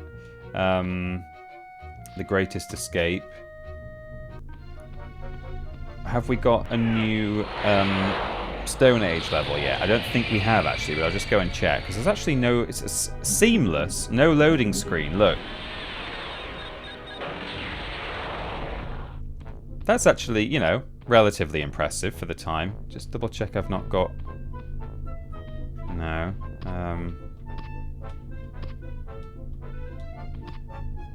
Because it'd be nice to just, you know, keep it varied. Oh, there you go. Oh, you have to actually walk up to them and to unlock them. Oh, this isn't even Stone Age themed. It's just Elmer Fudd themed. But sure, we'll do Wabbit or Duck season. This is going to be our first level with Daffy Duck. I actually remember this episode from being a child. So this is fun. There's some of these levels are just kind of mini games.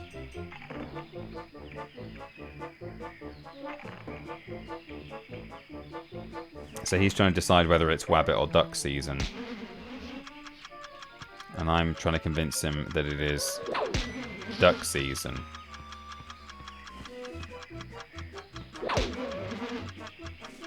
Meanwhile, Daffy's running around, turning the other clocks about. Can I get golden carrots here? No, I can't. I just wondered if I can go and kick Daffy. I think I probably can still kick Daffy, but also rolling into them is way quicker.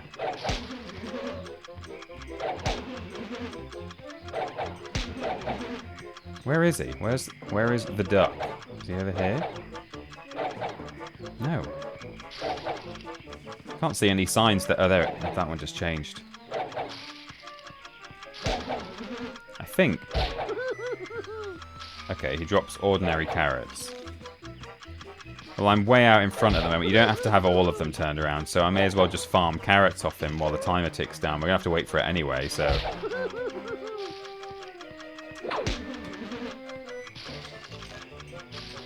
I've actually nearly got it to 100, actually. No, sir. Oh, nearly. I nearly had 100%, but that's fine. That's all we need. Hey!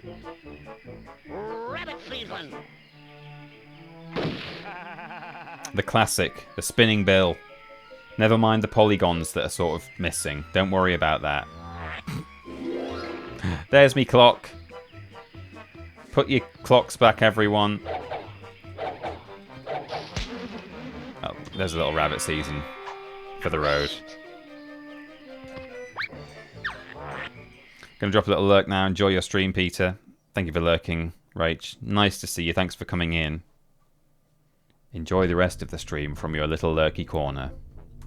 Almost a skill point, yeah. Just perfect. You have completed this level. Let me drink my water. Hydrate, everyone. Let me save your position. I like his little... Thanks, Moyle. Bye. Yeah, goodbye, Moyle. his magic hands for saving position.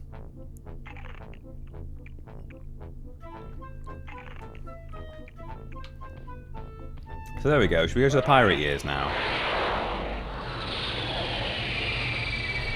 The reason there's a gap here, and then it's the pirate years, is because they're in chronological order, these eras, and this is the medieval period, but that comes much later in the game, because it is it's a tougher place to be. Some big enemies there. We've got dragons, we've got fire hazards and lava and all sorts. So, the Red Pirate Road I unlocked, didn't I? Oh, but the problem is... the Red Pirate Road is in here, I believe. But we can't lower the jaw of this skull and crossbones rock thing without turning that wheel up there. So we've got to jump up there. Mind you, as we discovered... these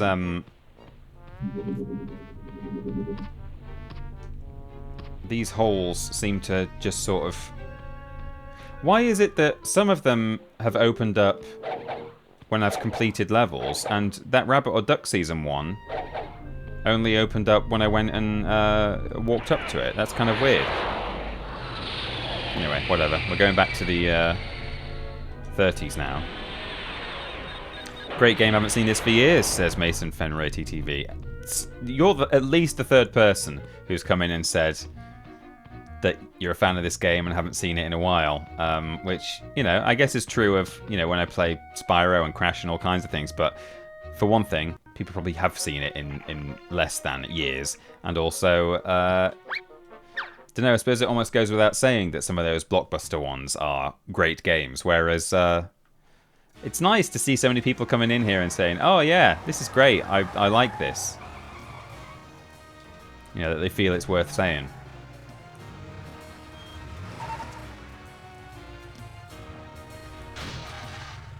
Whoa, that's how you know that they're bad, because they knock the bins over.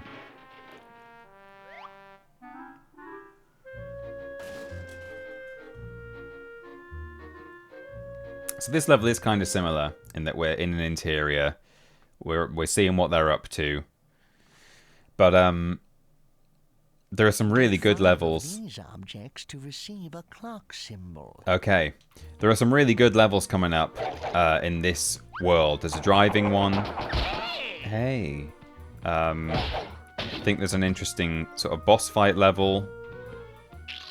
Oh, yikes. Okay, good to know that they only give me... Well, no, I was about to say it's good to know that they only give me a carrot, so I don't need to necessarily worry about killing them all, these spiders, for golden carrots. But actually, knowing this game, probably just one random spider will give me a golden carrot rather than a regular one, so I am going to have to keep killing them all. But they're just a bit tricky. They're quite difficult to... Okay, so you can't roll into them. You have to squish them, seemingly, which is fair enough. It's how you deal with a spider in real life.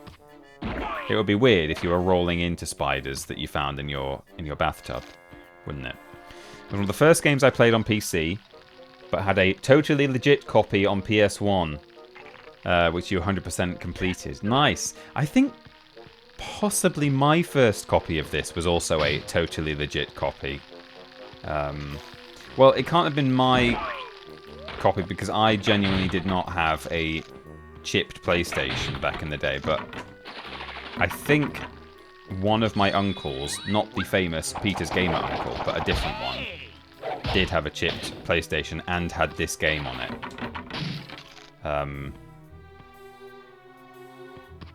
So I think the first time I played this, it was on a totally legit copy, but I never owned any dodgy copies of anything. I do actually own a slightly dodgy copy of something, which is my... Hello? My copy of Harry Potter.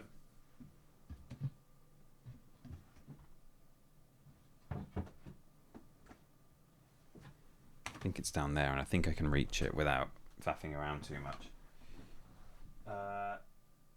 Oh no, that's where I keep my worst games ever. The ones sent in by you. Where is it? It's not going to be... I don't think I can easily grab it. It's under loads of stuff. But the copy I've always had for PS1 Harry Potter and the Philosopher's Stone is like a promo copy. I don't know how I ended up with that, but it's clearly not to be sold separately.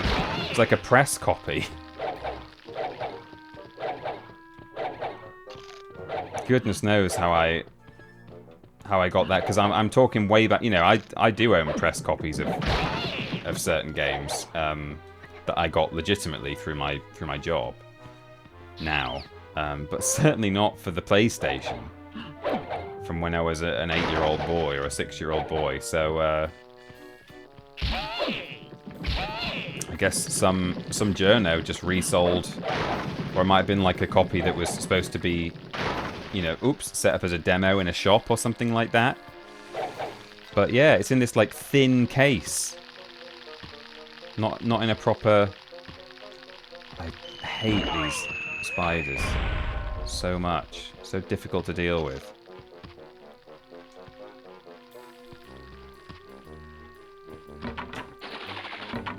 Rule follower Peter Austin. Well, I think more... It wasn't so much that I was bothered about following the rules, it's that I don't think... Oh, he just comes down the stairs, does he? That's... Oh no, he really got me. I chased him up to the top on purpose so that I wouldn't have to deal with him for a little while.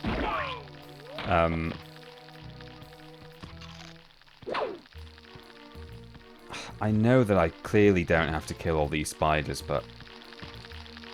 I just don't trust this game, you know?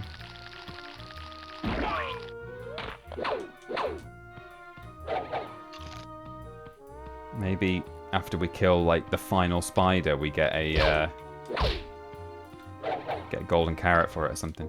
Yeah, I don't think I was necessarily super concerned with making sure I follow all the rules. I think it was more that my dad would not have been happy if we'd had a chipped PlayStation. My dad's a good man. He's a rule follower.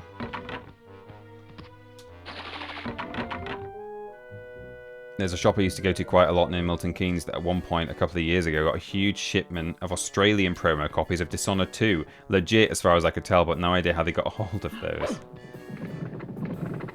Well, you say legit. I think, you know, it might be legit to have them, but I don't know if it is legit to sell them, just by virtue of them being promo copies. I mean, it might vary from publisher to publisher, or... I don't know. It's genuinely not for me to... I certainly won't be giving any legal advice, but yeah, my understanding would be that they may have acquired them legitimately insofar as it might be okay to sell them under certain circumstances, but I don't think just in a shop to actual consumers in that way. Oh, whoops, okay. Oh, as in the games themselves looked real. Right, yeah. Oh, why did that one make a human noise? Oh, now, actually, we're going to have to come back and do this level again anyway, later, once we've been to the medieval period, so I don't need to worry an awful lot about 100%ing it, and I'll show you why. Over here, we've got a springy chair here, which is fun. Oh, no, this isn't a springy chair. Anything above it? No, nothing above it. But there is a sofa. Oh no, that's too big to jump. There's a sofa, I think, in the middle of this area. That orange thing. Can't turn the camera from here, apparently, but on the sofa is a super jump paving slab, you know, like we saw in the pirate years. So eventually we will learn how to Douglas slash... Oh, there we go, that's how you do it. Oh, what is that about? Why is that twinkling? Oh, it's fun, okay. You would occasionally get promo copies with consoles, right? Oh, maybe? Do they count as promo copies? I thought copies that came bundled with consoles were essentially indistinguishable from other copies. Were they not? Oh, can I just cheat? Can I? Yeah, I can. We don't need to come back with the spring power.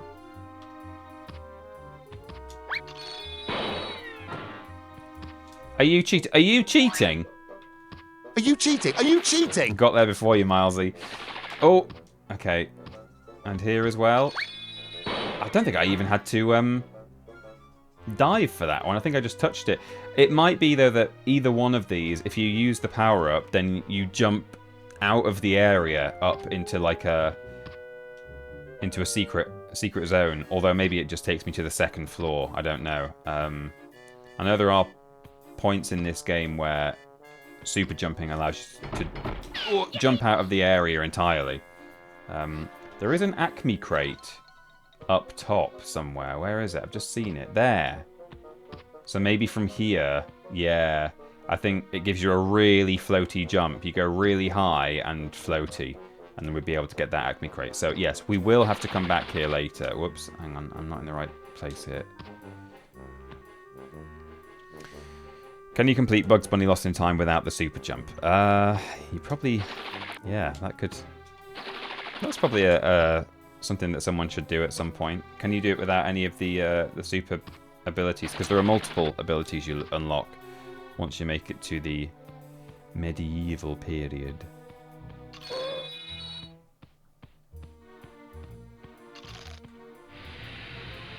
Okay, this is pushable. Interesting. Is this just to get that crate? I mean, I'll do it anyway, but it's pointless given that we can't get one of them. Number 2, it even says which one it is. I thought it was keeping account of how many you've got, but no, it actually tells you which one of the set. it is. Well, that's a shame, but that's alright. At least it's backtracking that the game has designed, you know, that the developers have designed in the game, rather than us just fluffing it up and missing something. I remember early 360 games had the yellow diagonal bar reading promo copy not for resale, which were bundled with like Type R and Viva Pinata. Oh, okay. That's interesting. I didn't realise that. I suppose they wouldn't be for resale, would they? Because, you know, you're kind of getting a good deal on it. So yeah, it kind of makes sense. I wonder if I can drop out of this area and find myself tumbling in from above on the first floor. Because maybe I could use that to get the Acme crate that I've missed. Oh, there was one through the wall there. I just saw it clipping through. It's the benefits of PS1 rendering. Sometimes you get little hints like this. I think we just go around. There's a limit to what you can do with the camera in certain areas here. Okay, there we go. So let's go out this way. This way. Ooh.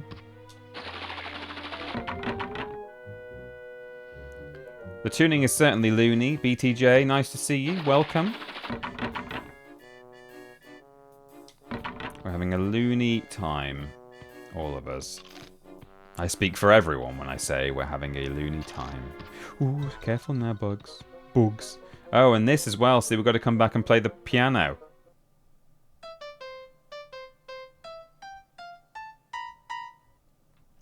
Sorry, pal, you don't have the music ability. He actually played most of the tune, but... You can kick those guys just straight away, actually, but...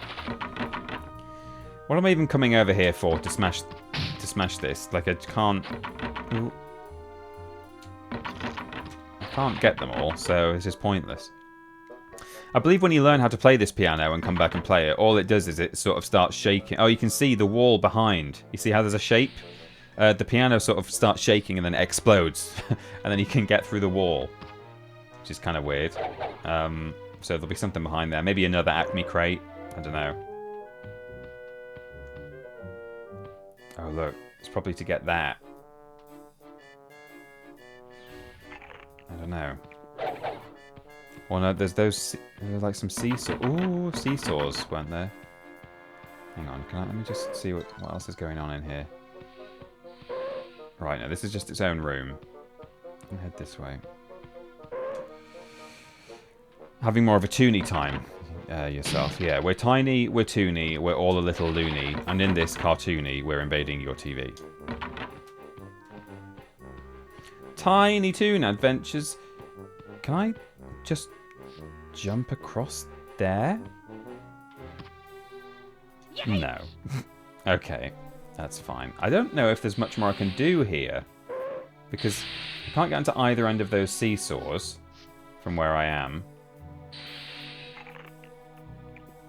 The fact that I know I've got to come back later kind of just tells me to leave.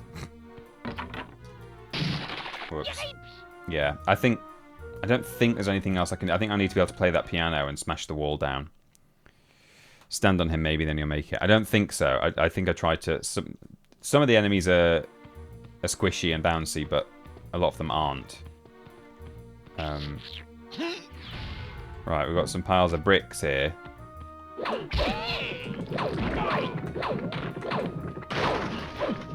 What's that carrot gone? There it is.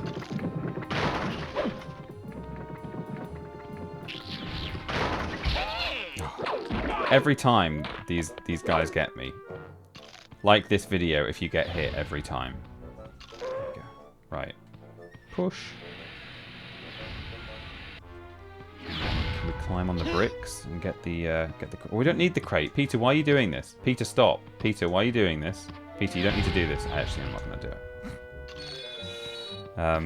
Oh, look out. I came in like Miley Cyrus.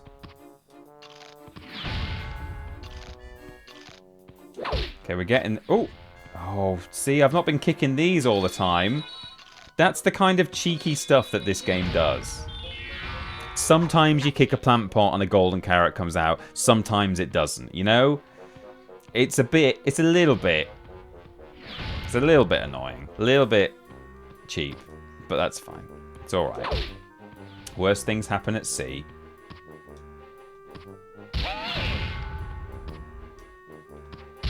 Oh, God. Get hit by both as we pass. Okay. That looks like it might be it for floor 3. Yeah.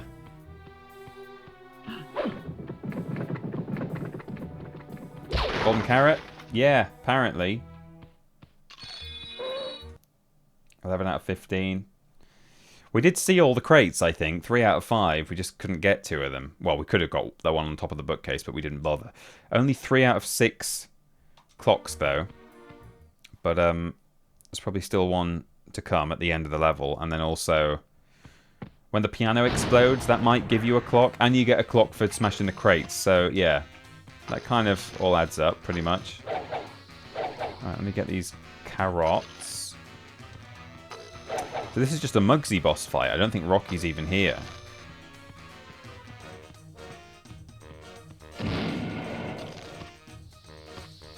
He's doing stuff with bombs somewhere. This is one of those areas where the jump is a little bit... It's a little bit punishing.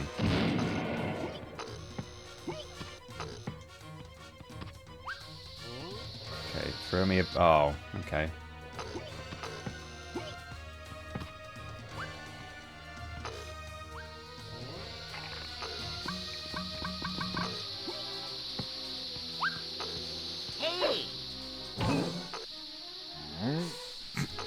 Lands in his hand. Oh, he threw it back. Oh, I've got to wait till it's flashing, I guess. Did not think he would throw it back, I have to say.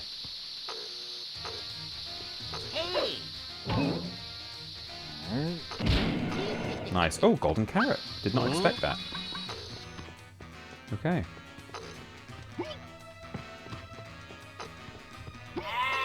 It's a sheep. Thank you very much to Oh, sorry, I'm fighting a boss. I missed it.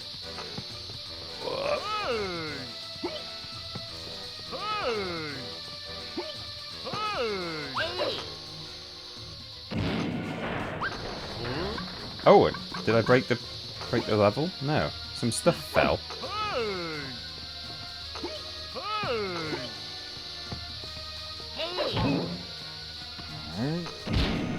Okay, is that another golden carrot? Yes, it is.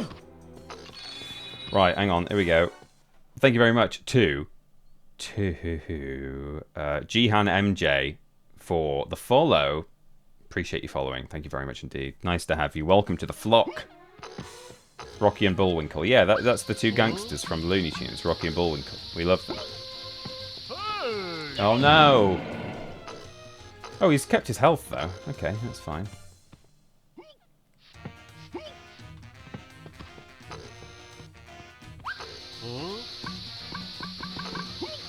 Grab it, Bugs. Oh.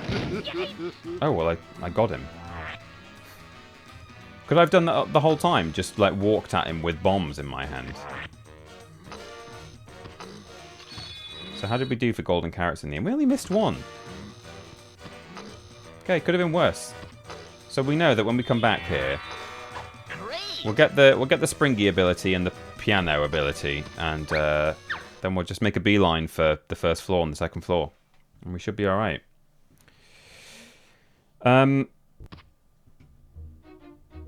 There is another level in this hub world, the 1930s era, that has a sheep in it. It's a sheep. We've unlocked the medieval times. What's cooking, Doc? Let me save your position. Okay. Thanks, Moyle. Bye. Yeah, goodbye, Moyle. Goodbye, Moyle. TENKS, Moyle. Have I got enough? Nearly. A bargain. It's not a bargain. It's a rip-off. Takes me ages to get 99 carrots. So this one, I think, or is it the bin? There's a bin somewhere.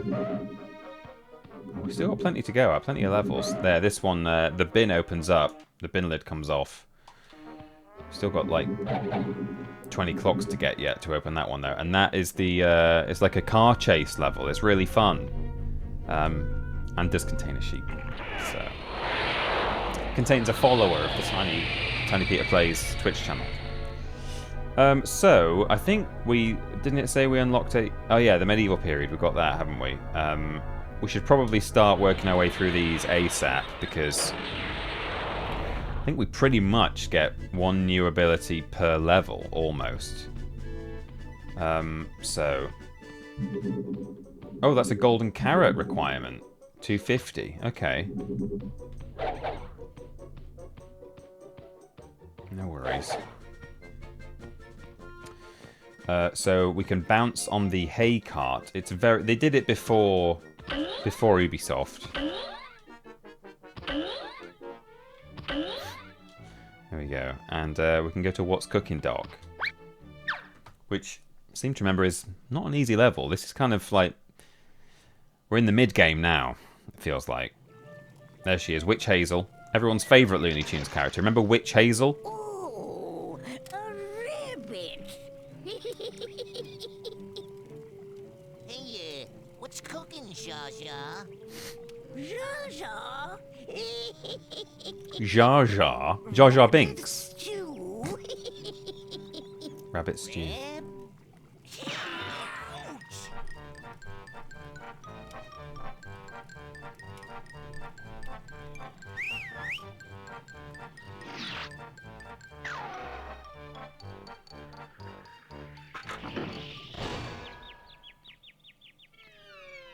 Nice. I like it.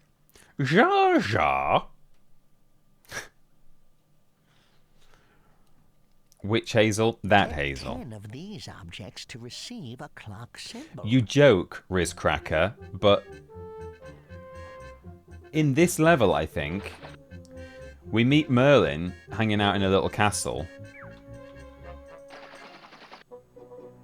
I think via... Is there a place saying go to the witch wood? Forgotten woods, beware of the witches. Yeah, is it this way?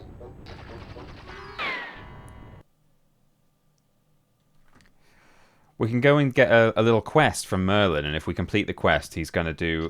Oh, no, this isn't it. Or well, it might be, if I head through these woods. We'll come back for all this stuff later. Sorcerer's Tower. What are you doing here? Aren't you afraid of witches? If we skip through all of this. Now, notice these flowers, which are obviously sunflowers. Of course they are. They're so clearly sunflowers. But, now keep in mind I was only a child. Maybe wasn't very switched on.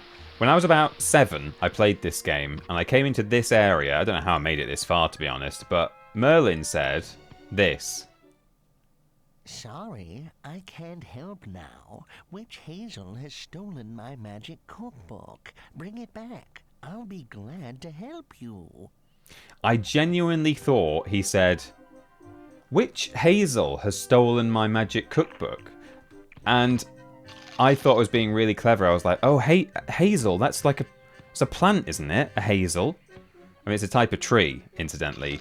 It's not a flower. But I'd seen all these sunflowers on my way in, and I also saw that when you walk through them, they flop like that. So I genuinely thought, as a child, that the quest was, he was saying, which of those hazel flowers, they're not flowers, it's a tree, which hazel has stolen my spellbook? And I was like, I'll find out which hazel has stolen your spellbook, don't worry, Merlin. And so I then spent the next couple of minutes walking into each flower thinking, you know, and I'm literally like dodging a witch at the same time, and I've not made the connection at all. I'm like, I don't know which, it doesn't look like any of these hazels have stolen his spellbook. Oh, we missed a good bit there. She walked into, oh, I might even just intentionally die so that we can see it again. So, Rizcracker, you joke, but I honestly thought I had to find out which Hazel was responsible. And I never did. I never discovered which Hazel stole the spellbook. Oh, I've gone back. I thought that was the way to where I was trying to be going. This is worth it. It's the best running animation in video games, coupled with an excellent bit of cartoon slapstick violence. Is she here? Do we have to restart the quest? Oh no, yeah, she's here. Right, let's see her running. Oh, broomsticks. Oh, it's great. Oh, broomsticks. Look at that animation. And then...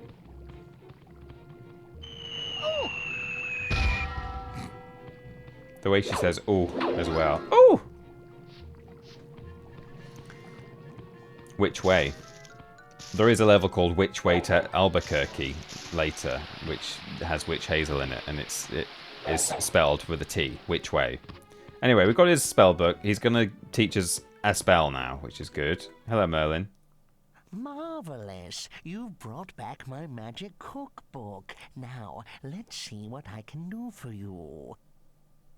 I can teach you a magical trick if you like. Mm-hmm. Great! All right, listen carefully, Rabbit. Say "Ollie Ollie Oxenfree" over this symbol and you'll be able to jump to a higher level. Oxenfree. Say "Ollie Ollie Oxenfree." He's keeping clock symbols from me. Cheeky beggar. Oh, carrots. Nice. Springy bed. Nice. Ollie Ollie Oxenfree. So now we've got the spring power-up. If only he'd given this to me one level earlier, we could have got some or all of the stuff in Merlin Monroe. Oh, I forgot that was his surname.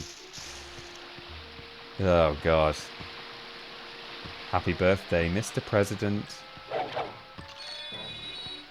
Bro has sinister energy. He really does. Really evil looking. Oh, broomsticks.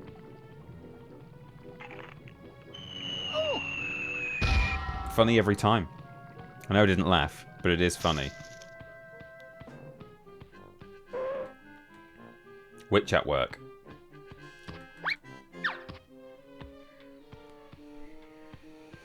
Great, Rabbit. You brought back my spellbook. Yeah, only after you told me the wrong thing. You told me one of the sunflowers had it, mate. Hey! Oh, you... Sir Robin of Duxley is trying to steal my golden carrots. So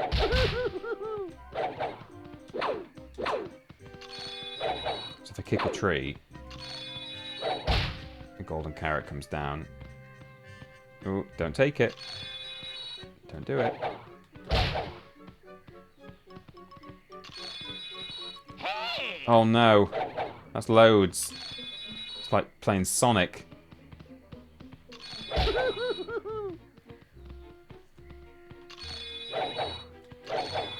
quite satisfying to pick up, these golden carrots. Okay, I think that's it. I think I've got them all. Yeah, I got all the ones from him. I got one from every tree. Good. Is this the exit? Back to Kingsfield?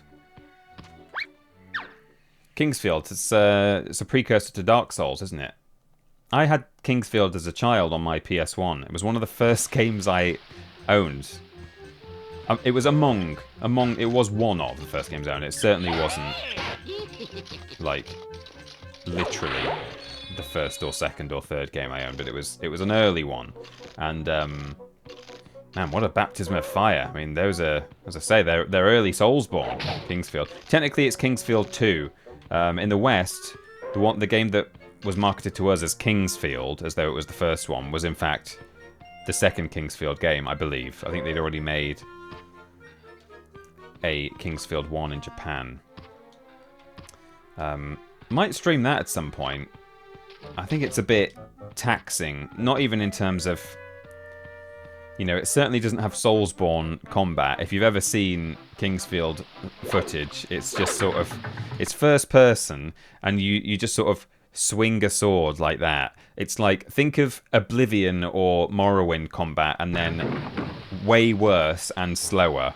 And that is how the combat works in that game. So it's not challenging in that sense. You don't have to be like dodging bosses, doing power attacks and stuff. There we go. There's a man coming for me. But I think it's still, you know, I certainly wouldn't know where I was supposed to be going. I think there are puzzles and you have to take items to different places, and I think it's more just punishing in terms of, you know, you take damage, well, sucks to be you, I guess, because you can't be taking too much damage. It's that kind of game.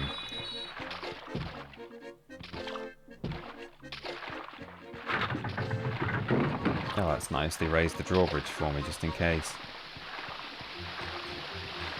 Kingsfield 1 is also the game that allows the PlayStation to produce mind-boggling effects. It is, the one with the skeletons. That is Kingsfield. Yeah. Kingsfield must have been horrible for child Peter. Yeah, I mean, well, the thing is, the NPCs in that game have no faces, really.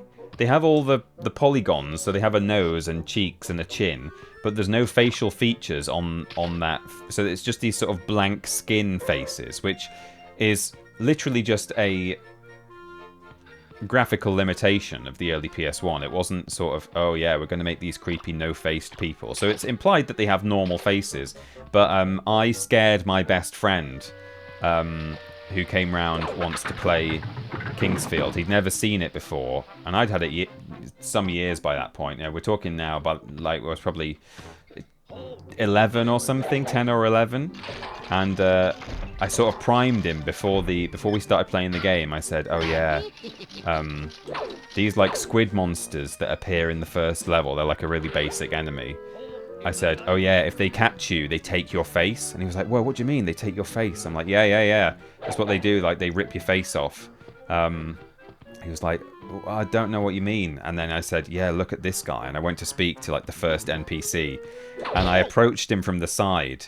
And the one thing that game does have, which was, you know, really cutting edge for the time, is that when you press speak, they'll stop what they're doing and then look at you. So there was this guy who was like eating soup or something, or reading a book, and then I pressed X to speak to him, and he went, and just had no face, and scared the crap out of my friend. King's carrots.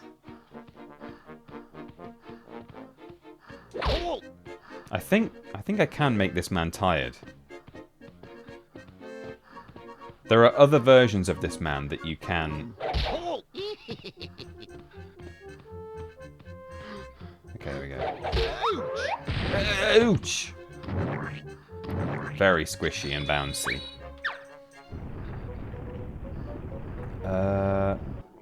Oh no! Can I backtrack? I think I might be able to, actually. I left some stuff. Yeah. Good.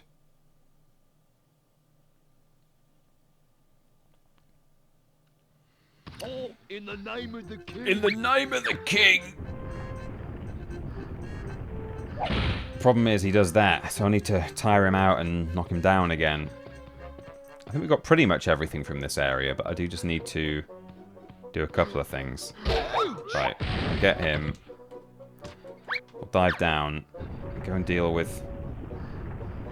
What's this about? Can I go through here? No, I can't even go through here. So that's fine. Maybe I have got everything.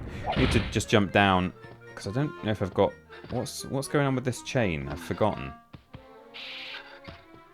Oh yeah, I think in here...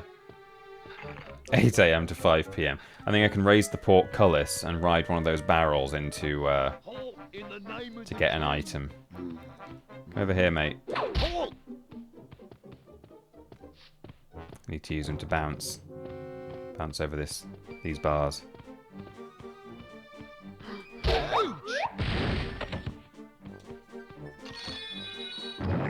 Boing. So, yeah, I might play Kingsfield perhaps for a one-off stream. I don't know if I'll aim for full completion. Maybe I should. It depends how difficult actually turns out to be. Because as I say, I was very young when I first played it, so maybe playing it now, it would be alright. But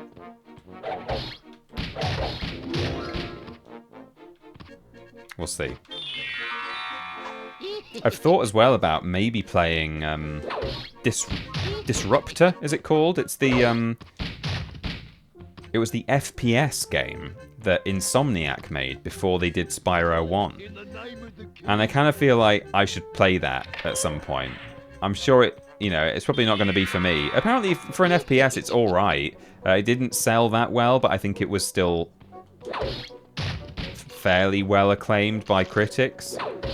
Which is partly why they were able to sort of... They were trusted to create a decent character in Spyro. And work on that game. Because they'd done a good job with Disruptor. But...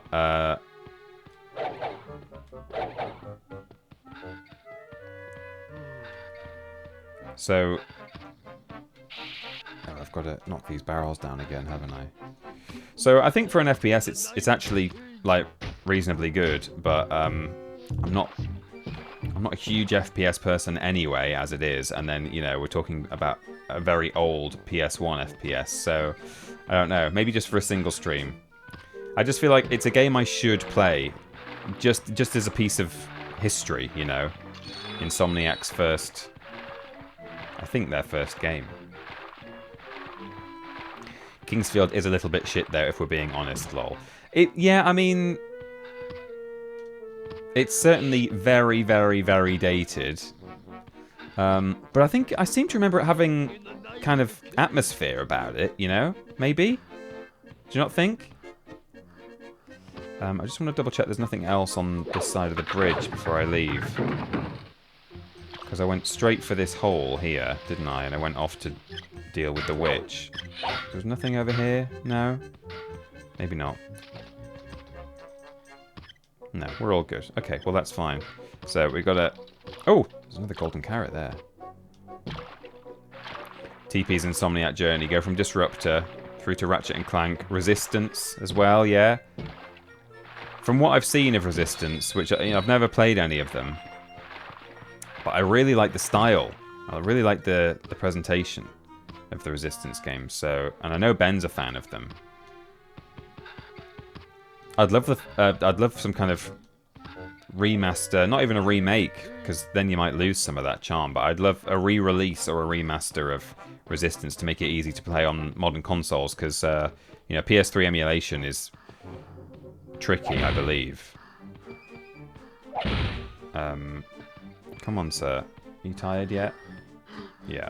Right. I can dive. But I'd love to give them a go, and it's not actually that easy at the moment. Short of getting a PS3, which I don't really want to have to do just to play Resistance. And with Spider-Man and Wolverine, yeah, I mean, big fan of the Spider-Man games, so I've got to imagine Wolverine will be really good. I'm not actually, just as a concept, I'm not like super excited for Wolverine. I'm like, you know, absolutely down to give it a go, but I know some people are going absolutely wild for it, and fair enough, I understand why. If you're certainly if you're a fan of the IP or of the character, and if you're a fan of X-Men, then yeah, you should be excited. And then, you know, at the moment anyway, if not for pretty much their entire career, anything that Insomniac touches is at least quite good, if not excellent. You know, going off the Spider-Man games, certainly, for recent examples. So from that point of view, it's going to be a good game as well, whether you're into Wolverine or not. So I'm going to play it, and I'm going to have a good time, but I don't know, like Wolverine excited me a lot more as a kid, when he was in his, like, yellow suit, and he was very much a comic book character. I think Logan, as like a serious adult character with feelings and depth, you know, arguably that's far better objectively, but for me, for some reason, I actually find it less interesting as far as Wolverine's concerned. It's like, which is really, I understand how counterintuitive and dumb that is, like that I'm like, oh, I prefer it when he's just like you know, doing flips and stabbing people. I don't really want to know about, like... I don't want to see him, like, struggling and having a bad time and being an actual human being and having relationships and having thoughts and feelings. I don't know what it is. It's like Wolverine specifically, you know? Oh, god damn it. I might have to press this button again now, I think. You know, that's not an opinion I hold about all action heroes. You know, I'm more than happy if, you know, whoever, Indiana Jones, or even other superheroes, Batman and Superman, like, are exploring depth. But there's just something about Wolverine as a character. I think because, to me, you know, I first became aware of him as a child, where he was this, you know, almost kind of monster man who just had claws and stuff. And it never even occurred to me as a child that he could be anything else, whereas, you know, Batman and other characters, even as a child, I'm sure I understood that, like, oh no, these characters have depth. So, I guess it's just the way I felt about him when I was younger has sort of affected what I want to, or what I'm less interested in seeing out of him as an adult. It's really strange. It is strange, because I love seeing action heroes with depth and with relationships and with characters and stuff. There's we can do a song down there and sing to the buzzard and he'll fly and take us to see some stuff, but we need to learn how to do music first. So yeah, like, absolutely not my usual stance. Don't for 1 minute think I'm an uncultured swine who does not want to see, like, an actual interesting take on a superhero, you know. It's a really bad take, but it's just a weird thing for me. I see him as, yeah, primal. Primal's probably a much better use of the word. And he happens to be a character that I just kind of want to see him doing that. I want to see him in his stupid yellow costume. I don't want to see him sitting in a bar, like, feeling sorry for himself. Whereas I'm more than happy to see almost any other hero of his ilk doing exactly the same. Like, you know, actually, you know, showing that they have depth and feelings and stuff like that. So, yeah, don't confuse it for the notion that I might think that, hey, it's really lame if my superheroes are doing anything other than killing people. I hate that. Like, that's not it. Just something about Wolverine. But with all that said, I'm still going to play it, and I'm going to have a great time, I know. And I'll probably think it's really, really good, and I will enjoy exploring stuff beyond the fact that he's just this primal beast. But we'll see, won't we? Ironically, one of the worst Wolverine films produced the best Wolverine games, X-Men Origins Wolverine. Never played it, but apparently it's incredible. On 7th gen, the 6th gen versions suck, apparently. Oh, okay. Interesting. I've not seen Origins Wolverine, X-Men Origins Wolverine. I've seen little bits and bobs from it, but I've not seen the full film. Do I remember correctly you playing X2 in Wolverine's Revenge for PS2? If not, did you ever play it? I can picture that game in my head, but I can't remember if it's because we played it or not. I think we did. Yeah. I think. Oh, it turned around now. Which way did I come in? There's buttons on both sides.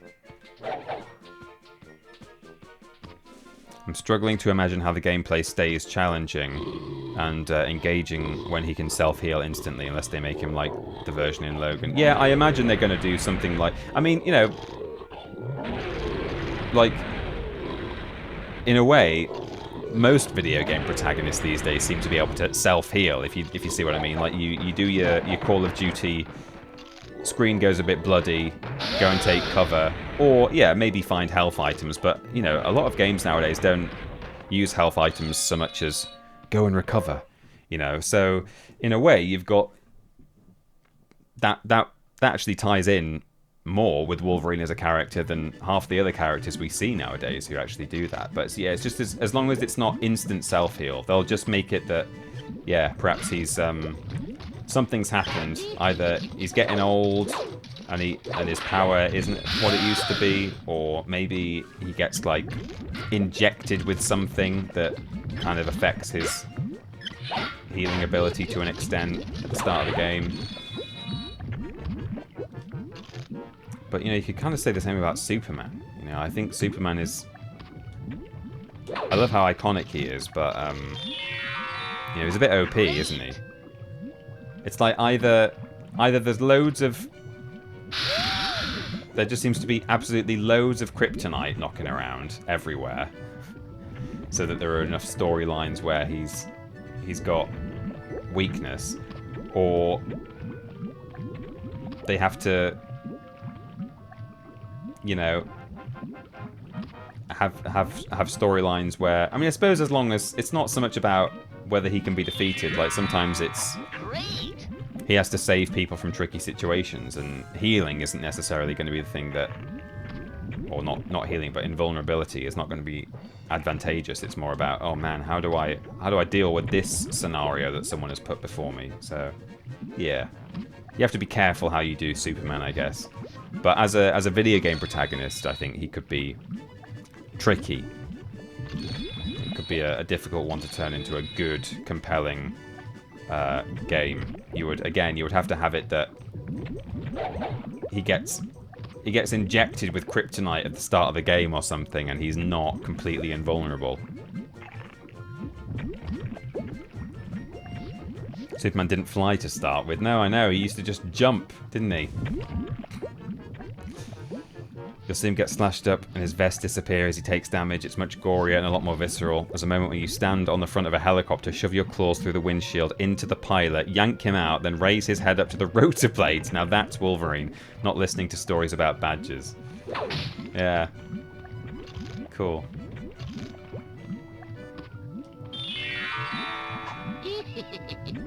You fight the Wendigo in it or run away from it and Wolverine. You fight a Wendigo in Wolverine's Revenge. Really? I don't remember that. Is that the Wendigo as in the legendary creature, or is there an X-Man that I'm not really aware of who goes by the name the Wendigo? Yeah, I can't remember whether Wolverine's Revenge we have covered. Has anyone in the chat confirmed or denied whether we've done it on Worst Games Ever? I don't know. Hello, Straight Edge. Welcome in. Yeah, the creature. Oh, that's interesting that he fights the Wendigo. Yeah, I kind of feel like I may have slightly over-egged the extent to which I'm not really that excited about Wolverine. Like, I know it will be a good game. I trust Insomniac to produce something great. Yeah, I just hope it's like a take on Wolverine that I enjoy and that works for me. And if that is, you know, one with depth and emotions and feelings and complicated stories, and that works for me because of how they do it, then great. I absolutely welcome it. In the name of the king. This is now a boss fight with two of these guys. In the name of the king. I actually could have left one of them asleep thinking about it, but never mind. Come on, sir. Ouch!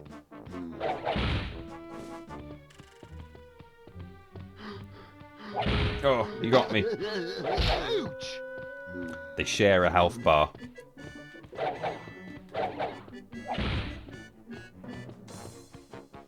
Come on, lads. Get tired. Key. Good. He's still not tired, this one. He's had his Weetabix. In Marvel Comics, there is a Wendigo curse. Is that right? Did not know that.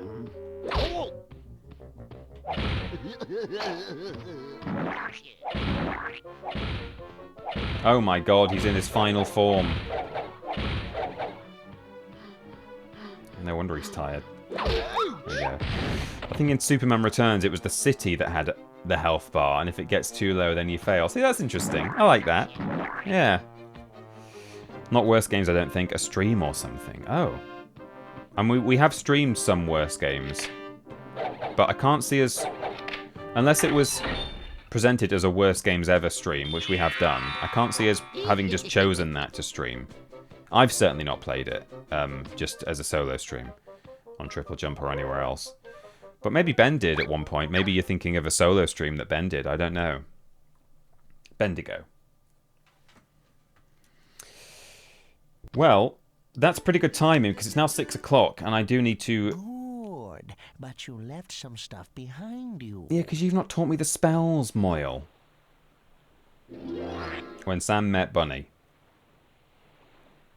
Let me save your position. Mm-hmm.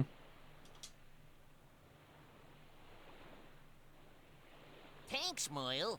Bye. Yeah, goodbye, Moyle. Excellent timing. We did leave some stuff behind, but that's fine. Because I do need to leave pretty promptly today. I've got a drinks date with some friends. So I'll be seeing a man by the name of Ben Potter and a lovely man by the name of Owen Mawson of Cultaholic fame. And our respective partners. And we're going to have a lovely evening. Which is why today's stream was early. There you go. A little peep into my personal life.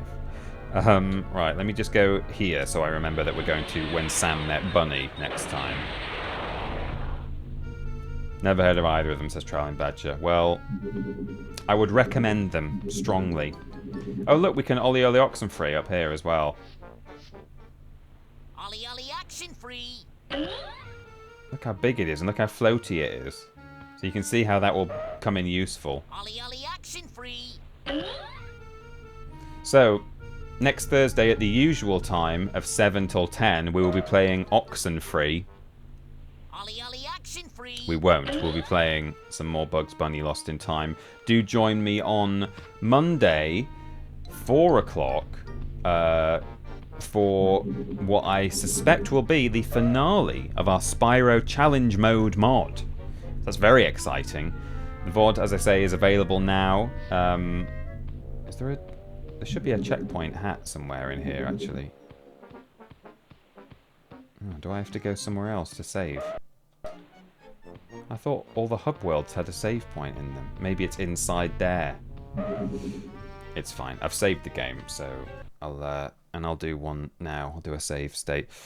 But yes, what was I saying? Do join me next week. Join me on Monday for the final of Spyro Challenge, and we'll replace that with either something else, something non-Spyro-y or Crash-y, because I have done a lot of Spyro and Crash already to start the stream off. But maybe we can, maybe not always, but you know, for the time being, maybe we could always have a Spyro or a Crash game or something similar on the go on one of the stream slots, because I'd really like to just replay Crash 4 at some point. It's been a while since I've played Crash 4 It's About Time on PS5. It's a great game. That could be worth streaming, maybe. I don't know. We'll talk about that next week during the Spyro stream, work out what to replace the stream with. But more bugs next Thursday, Spyro on Monday, finale of the challenge mode mod, hopefully, unless we really struggle. And that's about it. So let me see if a friend is live. We can do a little raidie. A Raidykins, Cultaholic. It's Owen Mawson's final Cultaholic stream. Well, I imagine he'll be leaving at some point because... oh, Lord Brotovich is still alive. Let's raid Lord B. I'm not sure how much longer Owen will be streaming because I happen to know he's got a drinks date this evening pretty soon, so he might be coming to the end. But Lord Brotovich. Don't know how much longer Lord B is streaming, but we're going to give him a big fat raid. Go and watch Lord B playing some Football Manager 26. I imagine he's playing as Stoke-on-Trent. Oh yeah, Stoke-on-Trent, judging by the stream title. So say hello from me. We all know how much of a lovely man he is. Our mod and our friend, Lord Brotovich. In fact, when you get in there, can you tell him that he should quit Football Manager 26 and play Unholy War instead? Give him a taste of his own medicine. Hey, when are you going to play the Unholy War, Lord Brotovich?